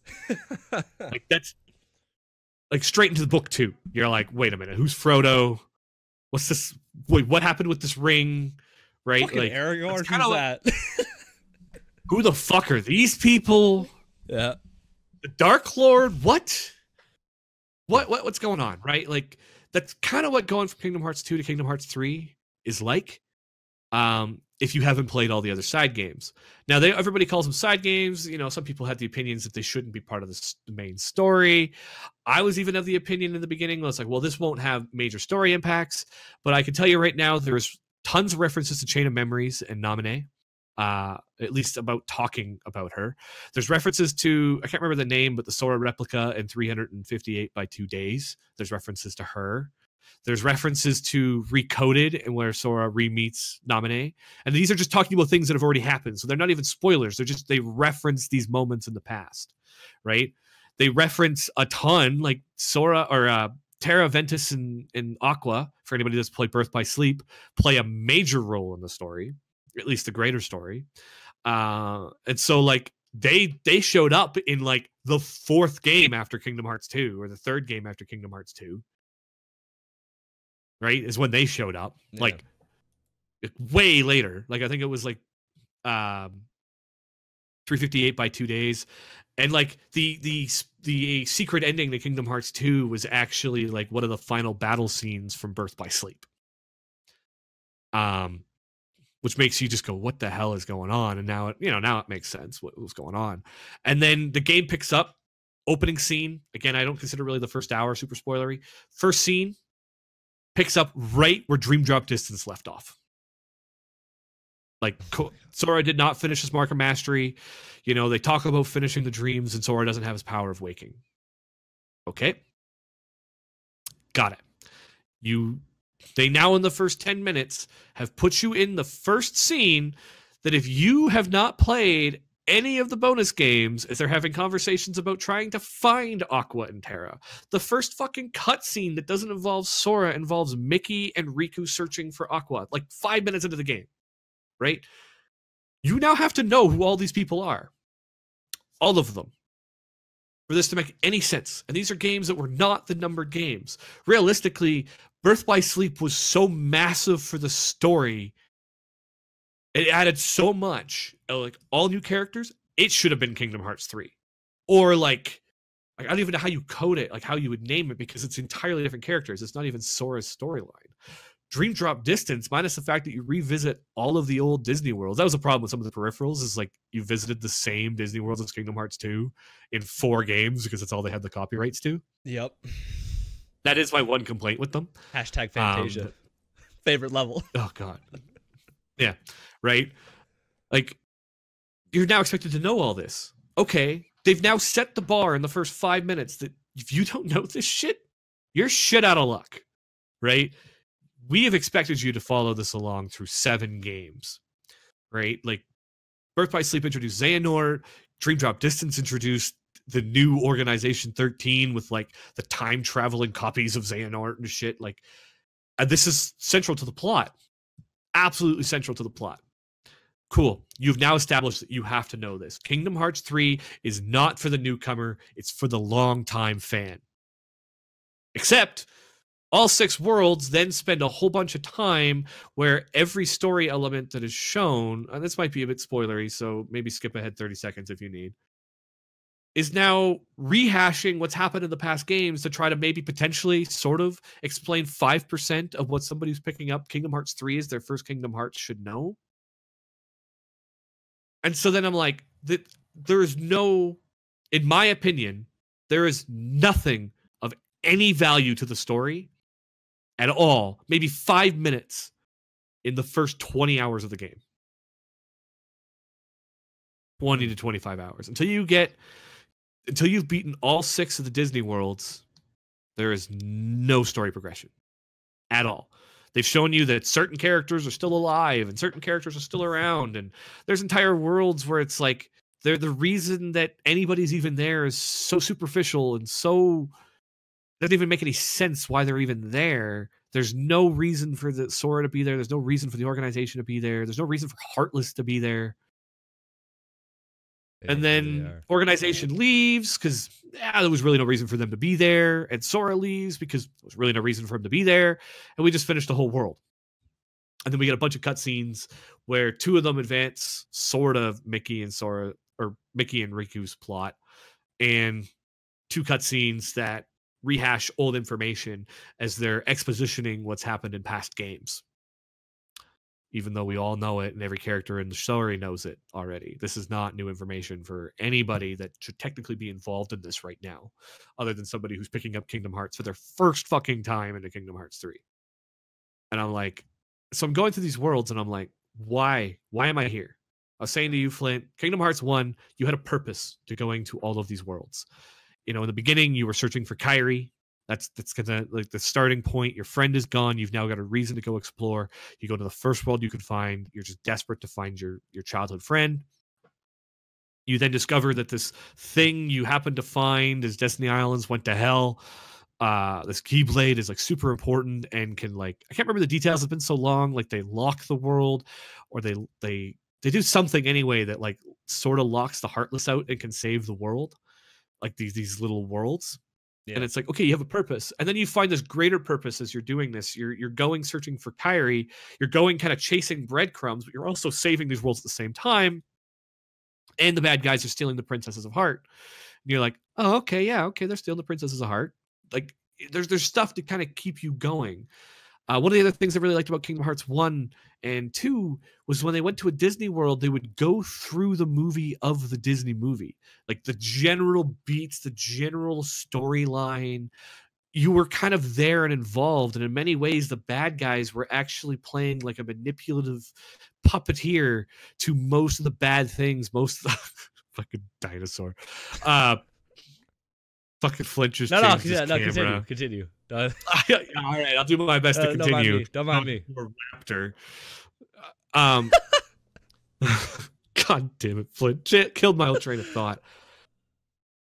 But they did at least their best effort in Kingdom Hearts 1 to like you know, the puppeteer making all of these things happen. I remember the Tarzan one where, you know, they're talking, I can't remember all the names of them, but they're talking to that bad hunter guy, right? And they're establishing this bad guy throughout the Tarzan narrative. Yes, it's just like a shortened version of it, but realistically, if you can play a zone in 4 hours for an hour, a 90-minute movie, you can cover most of the story beats in that time.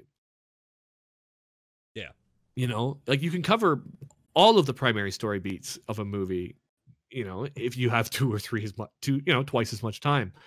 And so then, okay, that was really well done. It just kind of tied everything together. It was quite clever in the way they wrote it. And they continued that even into Kingdom Hearts 2. Kingdom Hearts 1 and 2 in particular did that. And then the other games, they just kind of had us going to these worlds and they were just adding tidbits as they, again, were kind of doing the same thing. But then Kingdom Hearts 3, and this is borderline getting spoiler, but this is a huge gripe for me. It feels like you are not actively really a part of the main story of any of the Disney worlds. You know, I know some people are still going to play, but like, and I don't want to spoil too much, but Toy Story, I think, is the biggest offender of this of them all. There is like 5 toys that you can talk to, and your locations are Andy's room, which, yeah, most of the movie takes place in, most of it. And the alley, okay, yeah, most of the Toy Story 1 takes place in that, except none of the main characters, none of the people that would have been considered like the villains, none of them are in it. And you go to this place called Galaxy Toys, and you do this whole thing as you go to the different compartments of the toy store, like the girly store, or, you know, the doll store, the action figure store, and you go to all these stores, except this location never existed in any 3 of the Tarzan movie or any 3 of the Toy Story movies that I watched. Why do we run around with these 2 characters in a place that never existed in the movies? There's absolutely zero of the movie story beats. And they've done that with some of the worlds when they visited it the 2nd or 3rd time. Where now they've written their own narrative, but then it still exists within the standard existence of the world. Then they give this half-baked something or other, and you're like, I don't get it. Frozen was bad. Like, it felt like the whole movie of Frozen was playing as Sora was just running around chasing people. Sora had zero influence in the movie of Frozen. And what it honestly feels like, looking at it from the outside, is it feels like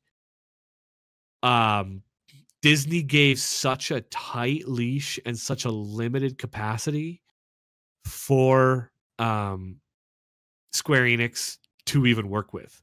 Like in the original Kingdom Hearts, they had like free reign of the whole movie so they could recreate it all. And it felt like a lot of things like in Frozen, it felt like you weren't allowed to I just hit my mic. It felt like they weren't allowed to change Frozen's narrative. They couldn't rewrite it with Sora playing kind of an intricate part in dealing with Hans. It just felt like everything else happened and you were just fighting Heartless for no apparent reason as the movie Frozen played in the background. And I was like, what was the fucking point of this? Like, why is Sora even here? I wonder if that was more... Because you got to remember, like 2002, maybe Disney's... I know Disney's legal team is legendary. Yeah. But maybe they, when they started this project back in 2002, they were a little more lax on like, okay, yeah, we can change the story up and do what we need to do to make this game work. But now 2019, they have a little bit more of a monopoly. Maybe they're feeling a little bit more high and mighty, and they're like, no. You got to make your game work around our shit. You can't change stuff up just because you want to. I wonder how much of that is Disney's influence impacting this game. Rather than and like again, you can, like I said, you can almost feel where like the contracts drew a hard line in the creation of this game. Like Tangled was very similar to the Kingdom Hearts 1 and 2 games, where it felt like Sora now plays an intricate part with the main characters, and he has influence in the primary story of the Tangled world. Like he actively is a part of it. The characters like refer to him as they're doing actions. It's exactly like Kingdom Hearts 1 and 2 was. But then Frozen, it totally felt like it was just playing in the distance. And honest to God, like spoilery alert, the entirety of Frozen, Sora is trying to catch up to people. And then every time he has an interaction with somebody, a major story beat is about to come and Sora has to leave before it happens, or it happens immediately, like Sora shows up after it happened. Right. Like you don't see the scene where you see Anna like twice, right? And then it's like if you've never seen Frozen, like that was another thing with the Kingdom Hearts movie or games, was like if you've never seen the movie, you could follow the narrative of the general story beats of that movie. There was movies, I can't remember which ones. Like I'd never watched Nightmare Before Christmas before, but when you went to the Nightmare Before Christmas world, you generally got the story progress of what happened. Yeah, you could basically watch the movie without ever having to watch it. But if you were a Disney fan, you could you felt more invested in a way because you were like, oh, I know exactly what's going to happen with Hercules, or I know exactly what's going to happen with I'm trying to think of other ones. But you know what I mean. And like to say that, like there was always a certain amount of predictability. It's rehashing things you've seen, but Frozen I think was the biggest offender. Like they clearly have the tightest like lawyer leash on Frozen, where it's like you don't see the first time you see Anna and Elsa in the same room is when Anna has turned to ice at the end of the movie. Oh my God. Like, you don't see anything with Anna and Elsa's conversation in the castle. You don't see her getting struck by the ice. You're literally you see Elsa running and she looks sad. And so Sora's going to go try to cheer her up. And that's the entire premise for why Sora's there. You go through this whole ice level and then you watch Let It Go recreated in Kingdom Hearts. and then you again continue to chase, and then Elsa's off somewhere else, and you continue to chase, and then you see the final scene of the movie, and like all you got was like one song and like 1 2-second interaction with Elsa, and you're like, I was hugely disappointed. I thought Frozen was terribly done. I'd never seen Big Hero 6 to comment on that one. Toy Story I've already commented on. I thought was terrible. Tangled I actually thought did it fairly okay. They hit that one felt like classic Kingdom Hearts where they were able to rewrite it. They seem to have a lot looser lawyer leash on that one. That one's definitely not as big as like Frozen was, or Toy Story. Toy Story is huge, right? Like, yeah, at this point. So I remember the other worlds I went to. Like I just played it 2 days ago, and I can't remember what the other world was. That's how little. Pirates of the Caribbean. I mean, they've already done it with every other Pirates of the Caribbean movie, so that wasn't too bad. And that one was okay. However, it was the biggest offender for the villain's reason for being there was the shallowest, and Sora's reason for being there was the absolute shallowest of them all. To the point that this literally just felt like the reasons you showed up there, the reasons you stayed there, and the reasons you saw through the conflict literally just felt like this is the Pirates of the Caribbean stage. We're not putting. I put more effort into my D&D campaign for why you're doing a certain fight than they put into why Sora is in that world. For sure. Like it's disappointing. It's a shame, man. It's a shame. So now I'm at the point of the story now where we're past pretty much all the Disney shit. We're now just dealing with all the story hooks that were placed into Dream Drop Distance, Birth by Sleep, 358 by 2 Days, and even Kingdom Hearts 2. They're finally, I'm kind of like getting to that point of conclusion. So I think I'm going to enjoy the later half of the game. But then the other part of it is it's fun as fuck. Like running around, slaughtering hordes of Heartless when the game, in the 1/3 of the game you're playing versus the 2/3 of the game you're watching cutscenes is incredibly fun. I highly recommend playing on hard mode.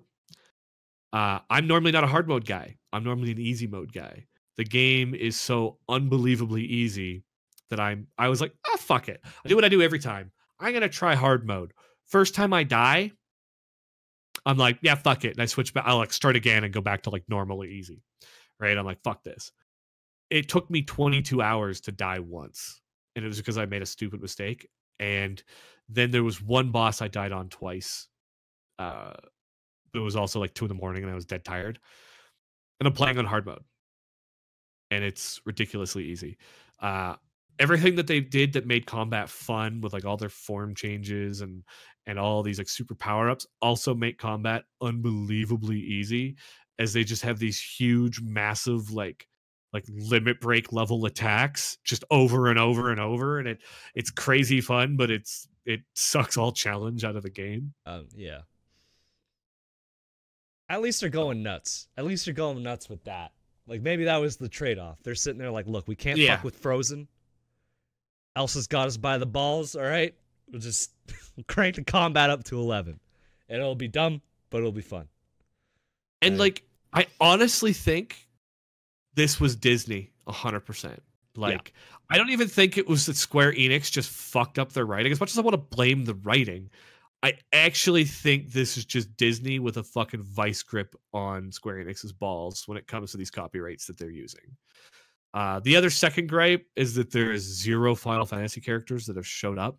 Not one. They didn't play the hugest roles, but they just made it funner to run into Cloud and run into Leon, and there's not even a final ultimate test your skill boss in Sephiroth. There's a mainline Kingdom Hearts game and there's no Sephiroth secret boss. Like, fucking give me my money back. Because I want to see the ending. Let me fight. I honestly feel like if you're really into the story and you don't want to, I say $80 because Canadian games are $80, but if you're really into the story, and you're kind of like disappointed by everything you're hearing, I would honestly just suggest watching like the cutscene videos where they just put all the cutscenes together. Just watch every cutscene that involves an organization member. Ignore anything that has to do with the Disney stories because you're not even getting the Disney stories, and then probably just watch the last 6 hours of the game. just like Let's Plays, and you'll get everything you need. The first 24 hours, there's literally maybe an hour, maybe half an hour to an hour worth of content that's actually worth your time. Damn. Again, but the battles are fun. Battles are crazy fun. Kingdom Hearts gameplay has almost been fun as shit. I'm gonna be just straight up and say, like, I have not followed the story. Like, I think I played 1 and 2, and then I just grabbed Dream Drop Distance because it was on sale for the 3DS and I needed a game. It's like, I have no fucking clue what's going on. Like, I played everything but Recoded in 358 over 2 days, and I watched YouTube videos to summarize myself on any story points I missed from 358 over 2 days. Honestly, like, I'd like to go back, but I'm looking at the game list and I'm going, God, fuck. I don't know how they managed to get 12 fucking games in between number 2 and number 3. That's impressive. Okay, which games are there? Because I don't know if I've actually played all of them. I've played the ones with the primary stories. Yeah. Like, I played Kingdom Hearts 1, then I played Chain of Memories on the Game Boy Advance, then I played Kingdom Hearts 2, then I played Birth by Sleep, and then Dream Drop Distance, and then Kingdom Hearts 3, and then I know there's Recoded, I know there's 358 by 2 days, I know there's the mobile game, and I think those are the only 3 that I didn't play. But I've definitely Recoded was like the weakest of them all because it was just Kingdom Hearts 1 redone with like an hour's worth of extra story stuff, but it was made for a different device. So its story moments are very shallow. Yeah, it's like they have a ton of remakes and stuff. I'm sure I could find a condensed list. Oh, right, yeah. They've got like their Kingdom Hearts Ultra Remix 2.8 and shit, but yeah. But regardless, it's like it's a daunting task. Like, everyone's freaking out about Kingdom Hearts 3. If you've never played it, you're like, holy fuck, what do I do? I'm not going to suggest pirating games, but maybe like an emulator or 6. That's the other thing. All the games are across like different platforms. Tons of different platforms. You got Game Boy Advance, PSP, then a bunch on the DS and 3DS, which is doable because those are backwards compatible at the very least. Fucking shout out to Nintendo for at least having backwards compatibility on their handheld shit. Like, you can get an OG. The Switch isn't game. backwards compatible to the other games, though, is it? No, because it's cartridge, and Wii and GameCube were disc. So no, I meant with like the 3DS. Oh no, they're totally different cartridges. It wouldn't have a second screen to do that anyway. No, it would not. And they're still making new 3DSs, like, very much. 3DS prints money, and it's going to continue to do so for a while. Well, fuck, Nintendo just owns the handheld market. Like, they just. Oh yeah. Like, what else are you gonna get? Also a handheld. Yeah, like what else are you gonna buy? Realistically, you gonna get a fucking PSP? Probably not. What else is there? Right? Like, the new Soulja game. The new Soulja Boy fucking handheld. I'm just thankful my sister had a PSP because I was able to borrow her PSP to play Birth by Sleep. There you go. That's all you needed it for. Birth by Sleep had the largest story impact. Like, if you had to play only a couple of games, I would say play Kingdom Hearts 1, 2, Birth by Sleep, and 3, and then just watch a summary video about what you missed from Dream Drop Distance, which is really just like the last hour and a half's worth of cutscenes and stuff, and just a summary of what you missed from every other game. And those would be the 3 I would play before coming into Kingdom Hearts 3. Rather than the whole list. Everything else, like, can often be summarized in a 5-minute YouTube video, is how much they push the plot, except Birth by Sleep. They pushed it a fucking metric fuck ton. Like, it was honest to God, like, if other than the fact that it didn't have Sora, and it didn't have New Worlds, it was Kingdom Hearts 3. Like, it pushed so much narrative that you'd have to practically watch a Let's Play to catch it all. Fair play. But the rest of them, fuck it. You could catch up everything you needed on an hour's worth of YouTube. But anyway, that's my Kingdom Hearts rant. There you go. It's sat. A lot of people. I've seen a lot of hate on it because there's a lot of things that, like I said, I spent a whole lot of time talking about the things that I don't like about it, and I 90% of it I think is just Disney being Disney with the strictest of copyright and zero whatever. I was mad that they didn't write anything clever, but then as I'm doing the rant, I'm realizing that Disney probably didn't let them. And their options were go back to the ones they already had contracts on and do a 7th game on the same worlds, or do these new worlds under Disney's vice grip. So it's a little disappointing to see that, to see what's missing, but I'm excited to see the conclusion. Yeah. Hopefully it plays out for you. Hopefully it's all worth it. It would suck after waiting 15 years for number 3. Disappointing, but like I said, some people are like, oh, I waited 15 years, but like with the 4 games that actually pushed the story, it didn't really actually feel like that insane of a wait. No, I mean, like, realistically, Dream Drop Distance was the last different game or like main side game. It's only 7 years. It's not too bad. To be fair, when I played Dream Drop Distance, I was like, so this game has 0 story implications, right? Oh, this is just like a side thing. And I was like, okay. And then just like the last 2 hours, it was just like story, huge advancements, all of this big shit. And I'm like, why? Okay. Why are we here? Okay. So much just happened. Like, so many hammers dropped like on that story in the last just like 2 hours. But honest to God, the premise going into Dream Drop Distance was you're going into your goddamn mind and you're going into dreams and you're redoing Kingdom Hearts 1 again. But yeah. The other thing that pisses me off is people. Because like I talked about this before, people not understanding. And the amount of things like IGN articles and stuff like that like don't understand the game. I was kind of like, I was playing it and I kind of had my mixed feelings and I was trying to look up reviews and I just kept seeing these like 9.5s out of 10 and I'm like, really? Is this really a 9.5?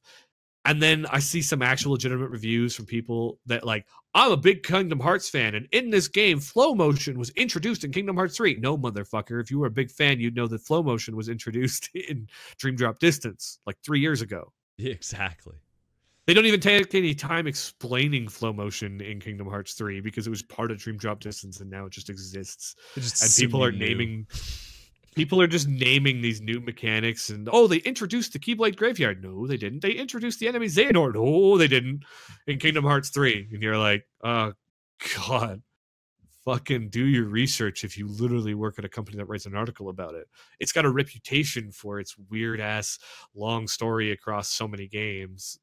Don't make yourself look like a fool. Yeah, you're gonna get those hordes of fucking Kingdom Hearts diehards like, actually, hold on a second. Actually, this guy. Adjust your glass. Actually, is what I have to say about that. Well, I think that's a good rant. I feel like we got to get to the community challenge here because we are pushing 2 hours, good sir, even with our quick break. I told you before we were recording that get ready for Kingdom Hearts, my friend. Hey, I probably spoiled something. I feel like I didn't touch too much on story elements. I just talked about what was missing and what they did wrong. And is it really a story element to say that nothing happened in the Disney worlds? Like, no. Is it a spoiler to say nothing happens for 24 hours in this game? Like, all right, no. For your first 24 hours, nothing's happening in the story, but it's also not a spoiler because nothing happened. Turn your brain off, enjoy some good old hack and slash combat. Feel good about Pretty yourself. much. There you go. Play Nothing on proud wrong mode. with that. Do yourself a favor. Proud mode is easier than Kingdom Hearts 2's normal mode. Oh, there you go. Fucking easy peasy. All right, let's crush this community challenge. Fucking wrap this motherfucker up. All right. So our community challenge for the week was we wanted to know what the hell you listen to when you game. Whether it was music, podcast, YouTube videos, Twitch streams, silence. What's in your ear? Because I have a feeling people mostly put something on. Something. It doesn't have to be anything important.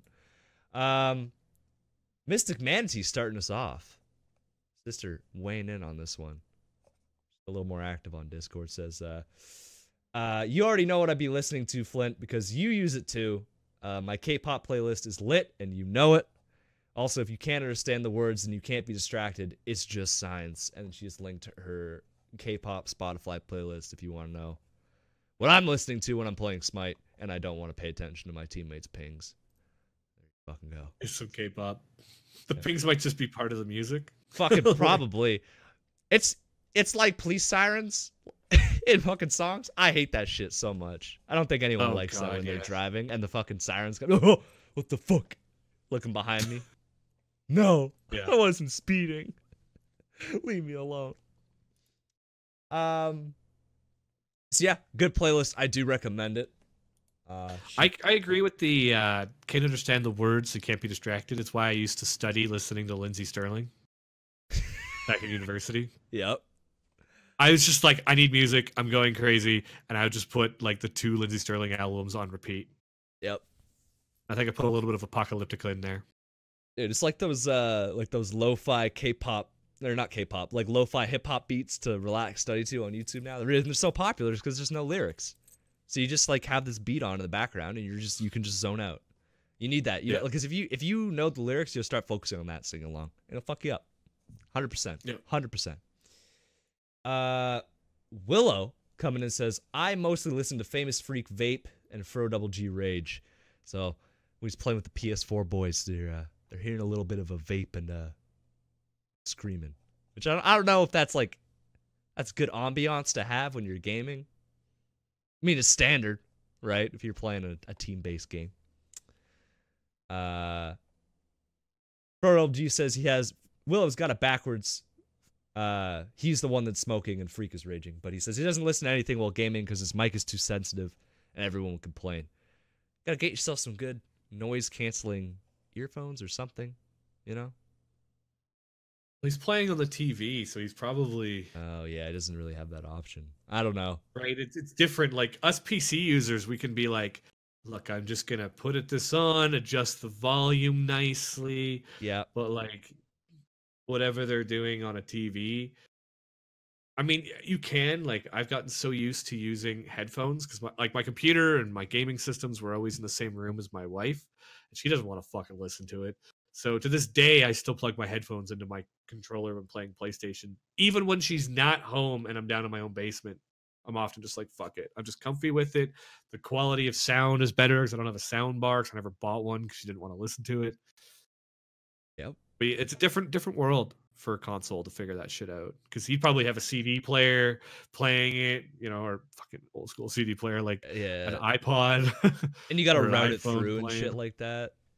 Like, good luck. The amount of effort you have to put into that setup, rather than just like putting it on a different tab and adjusting the volume like we would on our PCs, is different. Oh yeah. Well, actually, like for console stuff, because I have a mix amp. I can't pull it up because I got it like fucking corded up, but it comes with these headphones. So you want to buy something like that, it'll let you plug an aux cord in, so you can put in like an iPod or something. I have my Switch plugged in right now, and I can adjust it with a knob, like I'm a sound tech. Like, oh, I need the voice chat louder, crank that up. Oh, I need the game louder, crank that up. Shit like that. I don't have anything like that. That actually sounds cool. I'll link it to you after. I don't think you need the actual headset for it to work. But it's nice. I enjoy it quite a bit. Nifty, yeah. Just by virtue of, like, if I'm gaming, like, I don't have to, like, if it's a full screen game, I don't have to like click through 16 tabs and close the full screen thing. I just gotta turn the knob. Ah, shit. Porn. Oh, exactly. There's the music. There's the music. Yeah. I think a tangent though, because I do like I mean, I've always had like a family room behind me when I'm gaming, or like I don't want people hearing what I'm doing. I'm always like paranoid of, like, even if I'm just watching a show, like I got the headset in. If I'm home alone, I'll still have the headset. Like, it's one of those things where, what is it they say, whenever you're watching anime, your parents always walk in when there's this random weird like fan service scene. It doesn't help when they're also like, I can't do the voice, but when they're doing like the sexy weird, like they're practically moaning. Look, just limit your exposure when they walk in and they're doing the stereotypical like bathhouse scene. All right, exactly. Yeah, but it's better if you just had headphones in from the get go and you can alt tab. None of that shit, right? You just crank the volume down. What would you alt tab faster, porn or the wrong anime? Ooh, that's close. That's a toughie. Zaylatos comes in and says, "Yo, it's been like 3 months since I brought Sauce to the community challenge, but I'm back, motherfuckers. Good to have you back."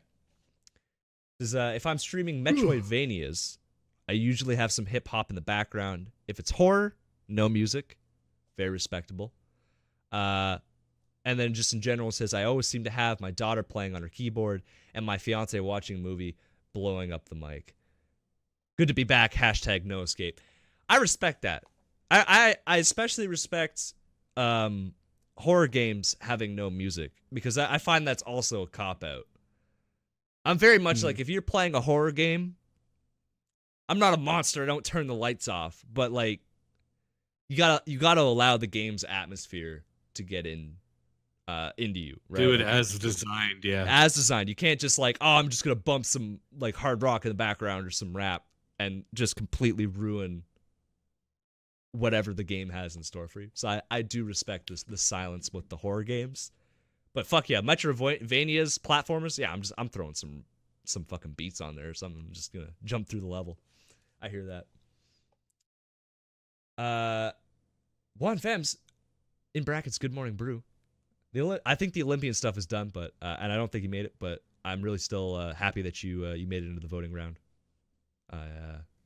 Unfortunately, you didn't make it. Congratulations to Fro Double G, by the way, for making it.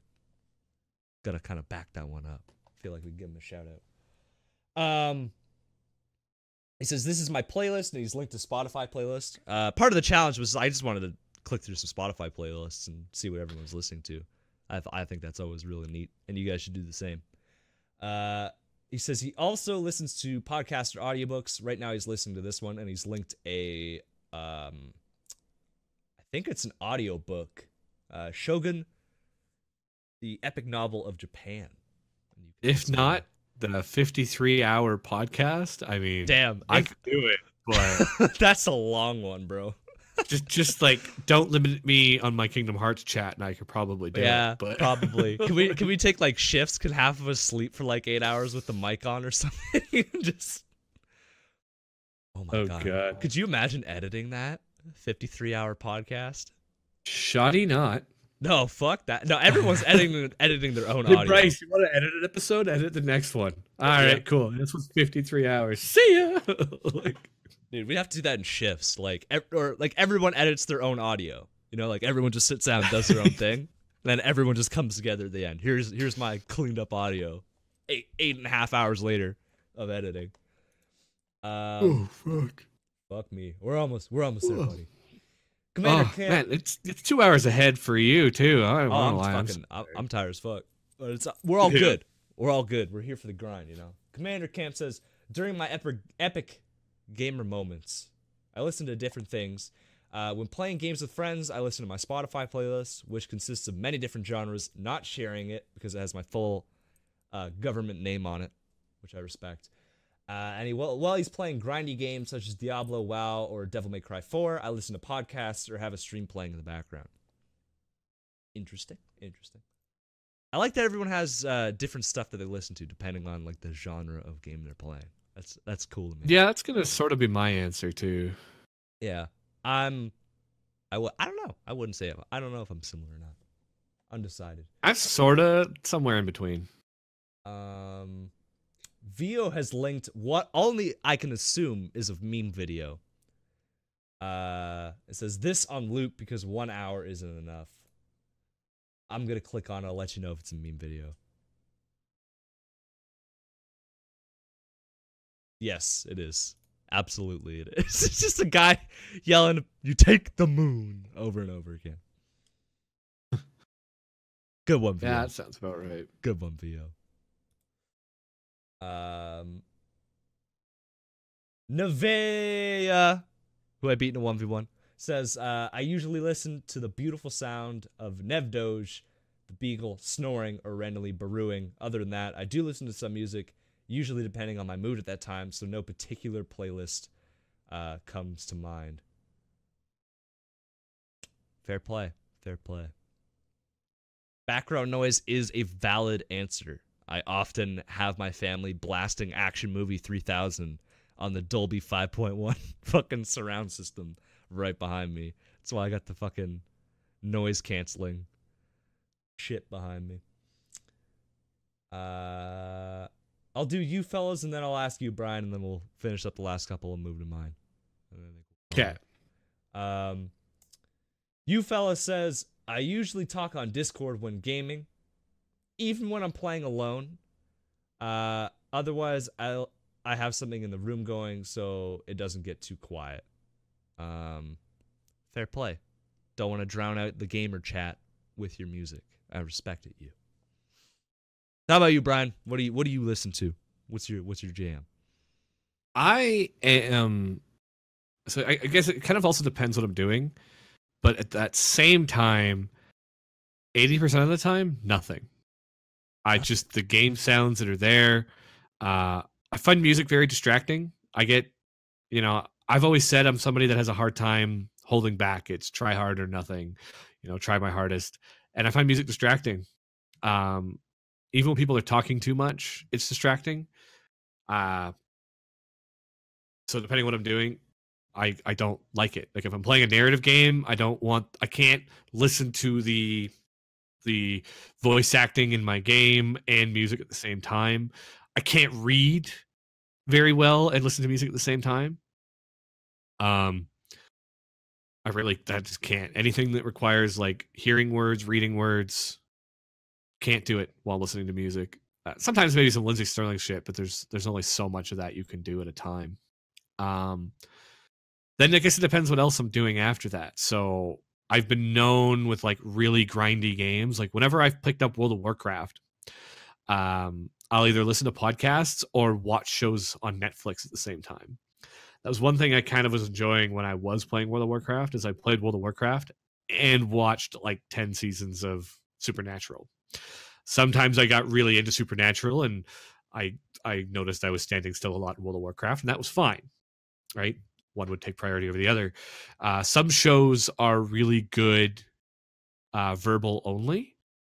Like some shows, they're very visual and you can't really turn away from it because like there's little subtle things. And there's other shows I've watched that are like, I was watching Sherlock, and the way he talks, so much of what's happening is done through the vocal rather than the presentation, that I actually quite enjoyed watching that. Or sitcoms like I'd watch a lot of Family Guy when playing games. But for the most part, 80-90% of the time, nothing. I usually put the game music on to about half, and then I just focus on what I'm doing, depending on the game. Like games like Kingdom Hearts or something, I leave it as is. I kind of trust like the audio mix that they made to begin with to not be out of whack. But if I find it like the game music's too loud, I turn it down. But no, I'm not somebody that I can't focus. It completely kills my ability to focus when music's playing. Understandable. So I don't do it very much. And then but I do find when I'm doing other things like creative things, I love music. When I'm deep into like D&D prep, I'm blasting music the whole time. Just something about it. Music, I can get deep into a creative space with music blasting, but I can't get deep into like focusing on like gaming or tryharding with music on. Like the last D&D session I prepped, I put, the Porter Robertson and Madian Shelter music video, that anime one? Yeah. I put on the 10-hour repeat and got through 3 hours of it during the last D&D prep. I was just so into that song that I just put her on for 3 straight hours. Just let her go. And I prepped like that in like 3 hours. I prepped like all of the fights that we had. But yeah, when I get deep into creative mode is when I like music, but not when I'm in focus mode. And then I tend to watch Netflix or YouTube. Like depending on the other games I play, I throw a lot of photography YouTube. Like if anybody's into photography, even if you're not into photography and you just like beautiful landscapes to be looked at, watch Thomas Heaton on YouTube. Probably my favorite YouTuber that's not a gamer. Probably my favorite YouTuber, actually. Huge inspiration for the photography I do as well. But his videos are just so chill. Like they're just so relaxing. And he's just like, yeah, we're going out. He's talking about his composition. Lovely as he catches like these stunning images. But it's like super chill. Like if you just like pretty landscapes, hell, you like some of mine, check out Thomas Heaton. But he does like a 20-minute video like once a week. but then I maybe won't watch him for a bit, and then I'll get into a gaming zone or playing something that doesn't require a ton of focus. Boom, Thomas Heaton on the whole time. I got a couple of others, like first band photography and others that I like to do. I watch a lot of photography YouTube when I'm instead of Netflix, but Thomas Heaton I'd recommend to people that aren't even photographers, because he doesn't go into that much of the technical. He doesn't go that much into like teaching. You can kind of learn by, it's kind of like watching a pro player play well. It's like watching a professional photographer in his element, and then it's just so peaceful the way he does his videos. Yeah. It's like a Bob Ross almost. He just gets kinda. Yeah. I actually went through a period where I watched like 7 hours of Bob Ross as well when I was doing something. Oh fuck When I was yeah. playing at the same time. Because his, like, you could just listen to it and it's borderline ASMR, and then just look over and see his progress without like needing a ton of focus on the visuals. So, Dude, ASMR fucking freaks me out. I don't know what, like the eating ones just send me up the fucking wall. I don't know how people okay, find I that can't shit do relaxing. that either. Like Bob Ross, that's a whole other thing. That's just him talking and painting, and it's nice. But someone's like fucking smack their lips and it's moist and shit. I'm like, oh, fucking get that out of my ear. Get that out of my ear. Some stuff I can't do. Some stuff I can't do. Do you listen to ASMR on your own, or No. only for like meme jokes? I've like I listen to someone's a like someone was like try it out, and I tried it out, and I was like, this isn't doing it. At the minimum, it's not doing anything for me. Just like weird noises, and I don't find it relaxing. But then like 90% of the time, especially when it's food related, it just sends shivers up my spine, and I can't handle it. I don't know why. Okay, I'm just I couldn't do the food ones. I do watch it periodically. Like if I've had a hard, I watch it a lot in camp, because it's just working those 12-hour days, and then the hour on the bus, and then like the 2 hours with like the long wait for food, or hour, like the 45 minutes I have to myself, I'll watch like 15, 30 minutes of YouTube. 15 minutes of YouTube, take a 15-minute shower, and then to like disconnect from my work day, I'll watch some ASMR. Yep. I can't do the food one. That's just gross. Some of it can be quite relaxing. You have to find the stuff that you do like relaxing. I actually find I like some of the males more than the females, but then I like listening only if I'm watching the video, because some of them do very visual stuff. Then it's like typically prefer the female, because if I had to look at a pretty girl or a dude, Yeah. What do you? I'm not gonna pretend like What's the choice? I'm not going to pretend like my choice is going to change. There's actually like something even mentally, chemically like stimulating or calming about a beautiful person too. I've read studies on it too, but I do a little bit. I know I've seen some of our some of the prominent community members. Like I regularly see Rexy retweet tweets from one of the more known, or a couple of the known ASMR. So we can confidently say that he's either really likes the pretty girls from ASMR, or he actively watches ASMR with the rate that Sexy Rexy retweets like GB and some of the others. Fair play. Might be a thing. I don't know. Maybe some of the waves are listening to ASMR. Let's check It depends. There's some that's calm. There's some that they talk about the tingles, that like your hair just like it's this weird tingling sensation. It's like the craziest. It's not like the chill up the spine. It's actually enjoyable. I watch a bit, but I do find it quite calming to disconnect from work when at the crazy busyness of the mind. Hey, if it works for you, that's great. I can't. I cannot do it. I just Look, if your only exposure to it is the weird crunching noises, I couldn't do that either. No, maybe I got to go deeper in, but like surface level, not doing it for micromanatee. I'll just putting it out there. Kurt Dude swinging in after bodying everyone in Smash says, I usually have a stream running in the background. If there's no one on that I want to listen to, then I'll listen to a podcast. Any of these podcasts are great to check out. By the way, SideQuest Arcade at the top of that list. Oof. So Man's clearly, got his priorities straight. Man's got his priorities straight. If you're listening and you made it this far, you got your priorities straight. So power to you. But definitely looks like some interesting podcasts in here to check out. And Zolato's coming back. He's got a second submission.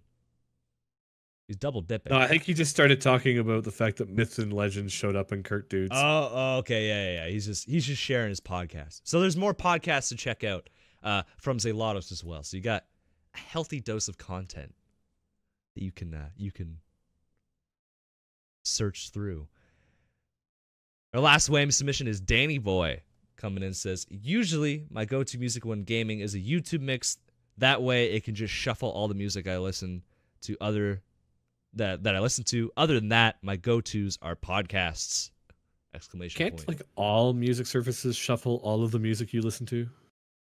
Or Maybe just that you've got a lot of music that's not on like available on streaming other services. I know a lot of like remixes and stuff do not end up on Spotify. Right? So yeah, I listen to primarily Spotify just because I find it light, especially with my shitty internet. Like I can turn it to offline mode and I know it's not affecting my bandwidth at all. For me, I use it's Google good. Play just because they gave me a free subscription for like 3 months when I got a new phone, and I don't put enough effort. I don't listen to music 80% of the time. Sometimes I forget to turn the music on in the car. I very much like being in my own head, so I often don't like the distraction of music. I don't listen to nearly as much music as your average person. I am definitely on the lower end of the spectrum of amount of music listened to. Yeah. I've probably got 20% of the total amount of music listened to is Flint, with like 8 more years in life. Dude, it's all right. Most of mine was I had a bad country phase in high school, so we're I'm getting into a bad country phase now. I blame my wife. Oh, dude, But, it's all right. Embrace it. Fucking embrace it. If you don't like country music at least a little bit, I think you're a coward. You just gotta embrace it, you know? Dude, I've already talked about it a bunch, but something about when I hit 30 and just like how busy my life's gotten, I seek things that are calming way more than I ever used to before. Anything that can settle down the mayhem that is the rest of my life with how busy like work is and just like trying to manage 100 things, that it's like going from heavy metal, which heavy metal I love, good quality like deathcore screaming album is great when you need pumped up. But sometimes I don't need my blood, my heart rate to be up and to be just like, oh, like sometimes it's just like some nice mellow country just does it. Yep. Absolutely. You're just like, I'm good and calm. This is relaxing. Like you see 40-year-old or 50-year-old people talking about, oh man, it was so nice and relaxing. And as young, you're like, bah! And just something about that transition from like 28 to 30. I just so much more value things that are calm and relaxing than I did 5 years ago. Exactly. I'm 30 going on 50. All right, like, dude, I get pissed because like when I was in high school, I was all Mr. Country, and all my friends clown me about it. They were like, country's so dumb. You're a fucking hick. And now I go back to Hamilton to visit my friends, and they're like, hey, have you heard of this country song? It's really good. I'm like, man, I grew up on that. That was on my playlist fucking 5 years ago. You're 5 years behind. Get with the times. Now you think it's cool. Fuck you guys. I'm out of here. I still can't do some of the super like hillbilly stuff. I listen to the new stuff. A lot of the new stuff is like soft rock, and some of it's even like a poppy country or like a pop rock. It's like pop rock died out in the rock genre, so they just gave it a slight twang to their voice and continued pop rock and country. Oh yeah, and they call it new country. 100%. And that's the stuff I'm totally into. Some of the really kind of hick stuff, I'm like, you have to. And I still to this day. Like, this is my kind of final thoughts on it. As somebody who didn't listen to country for the first 29 and a half years of his life, who has recently discovered that he actually quite enjoys some of it in the last 6 months, like literally actively was one of those people that was like, fuck country, hated it, and just made a total 180 in the last 6 months and are into it. 2 things. One, honky conk is still the stupidest fucking word, and I only learned what it actually meant a month ago. Yep. I was like, why do they say it? I thought it had something to do with a tractor. I had no idea that honky tonk is just a country bar. Still the stupidest word ever made by anybody. I don't care. Even when I'm singing Going to the Honky Tonk as it's playing on the radio. Like, just don't. All right. 2, holy fuck do they promote alcoholic culture. Like, oh my God. Yeah, dude. 100%. Oh my God. They talk about drinking and driving more than like any other genre, and they're totally cool with it. They're more like, drinking. I mean, maybe it's just because rock is written in so much poetry. Because I know it's like sex, drugs, and rock and roll, but I feel like a lot of rock really sings about love. You know, I don't really see as much about like getting high and drinking in rock, or if they do, it's written very poetically so that my math mind isn't catching what it's about. But oh my God, we play road trip games where I count how many songs sing about alcohol. oh, it's all of them. And it's like all of them, like entire songs called like whiskey glasses, right? And it's like they'll play like 7 songs in a row, and all of them are about drinking your problems away, drinking because you're happy, drinking because, and I'm like, wow, holy shit. Oh my God. It blows me away how much they sing about drinking. Oh, it's insane. It's and actually then to realize that honky tonk is literally a country bar, stupid word, but it's still more about drinking too. Like it's because out in the country there's fuck all to do, so everyone just goes to the local bar. It's not a meme. It's what happens. And if it's really backwoods, they just go to the Legion. They just go to the local Legion and get hammered. And that's how it be. Well, that was like, so my friends moved from Kelowna to Quesnel. Poor decision, but the rent in Quesnel or Kelowna was like twice as much money as Quesnel, but their pay was the same. So they made the move as a financial reason. And they spent like a year there, and I went to visit them. And I was like, so how do you like it? And they're like, eh. And I was like, yeah, I didn't think this place would be for you. I don't think there's much to do here other than drink, hunt, and fish. And they're like, that's all there is to do here. That's all anybody does here. Yeah. That's literally all there is to do here is drink, hunt, and fish. And they don't do, so they just drank a lot. Like the whole time, they're like, we drank more in Quesnel than we ever did in our entire lives. And they've recently moved back to Kelowna because they're like, fuck living in Quesnel. That was miserable. And they're like, our drinking has dropped significantly. Like, yeah, there's things to do other than drink. Yeah. Anyway, that was just my rock boy just got into country, and I'm blown away by how much alcohol they sing about. Blown away. There was a study done. I'll have to try and find it and send it to you. It was interesting. They talked about alcohol references in different music genres, and country beat rap out like handily. Handily beat like on like talking about like drinking and then like flexing about like the cars they own and stuff. I think they counted like pickup trucks and boats and shit. And country just hands down fucking wiped the floor with rap, which I always thought was hilarious, because that's like the genre where everyone's like, oh, everyone's always flexing about the girls and the money and the drugs and the alcohol. It's like, nah, man, you go to fucking Hicktown, all they do is drink and drive expensive boats and trucks. That's all they do, okay? Yeah. That is it. They don't have anything else going on. It's just that, okay? And they're gonna sing about it, goddammit. Which is why I love my wife's playlists, because she doesn't actually put most of the drinking songs. She puts a lot of the love songs, which I find very calming, relaxing. I quite enjoy it. Many of the love songs are about drinking somehow too, but then there's just entire songs about going down to the honky tonk and getting drunk, and it's catchy as fuck. That's the thing I hate about it. Oh yeah, they're all earworms, and you're just like, fuck, I don't want to listen to it, but guess what? And like, I'm going so deep down this rabbit hole of country. But then I still like go to the gym, heavy metal every time. Oh, yeah. When I'm at work, heavy metal. Get back to my car. Oh man, I just got back from psych. Get back in the car, listen to some casual country music, sing about whiskey glasses, and it's like, honest to God, it makes me want to drink. I'm like, I'm driving around and I'm like, I should buy some alcohol. And I'm like, why? I don't have any social events going on. We don't have any reasons to get drunk on the podcast. Why do I have this urge to drink? Oh, it's because country music's been on in my fucking car. Always. All right. Anyway, Flint, I'll let you go to bed. Sorry for keeping you up so late. No, it's all good. It's all good. I'll wrap it up, I guess. I'm listening to that K-pop playlist most of the time.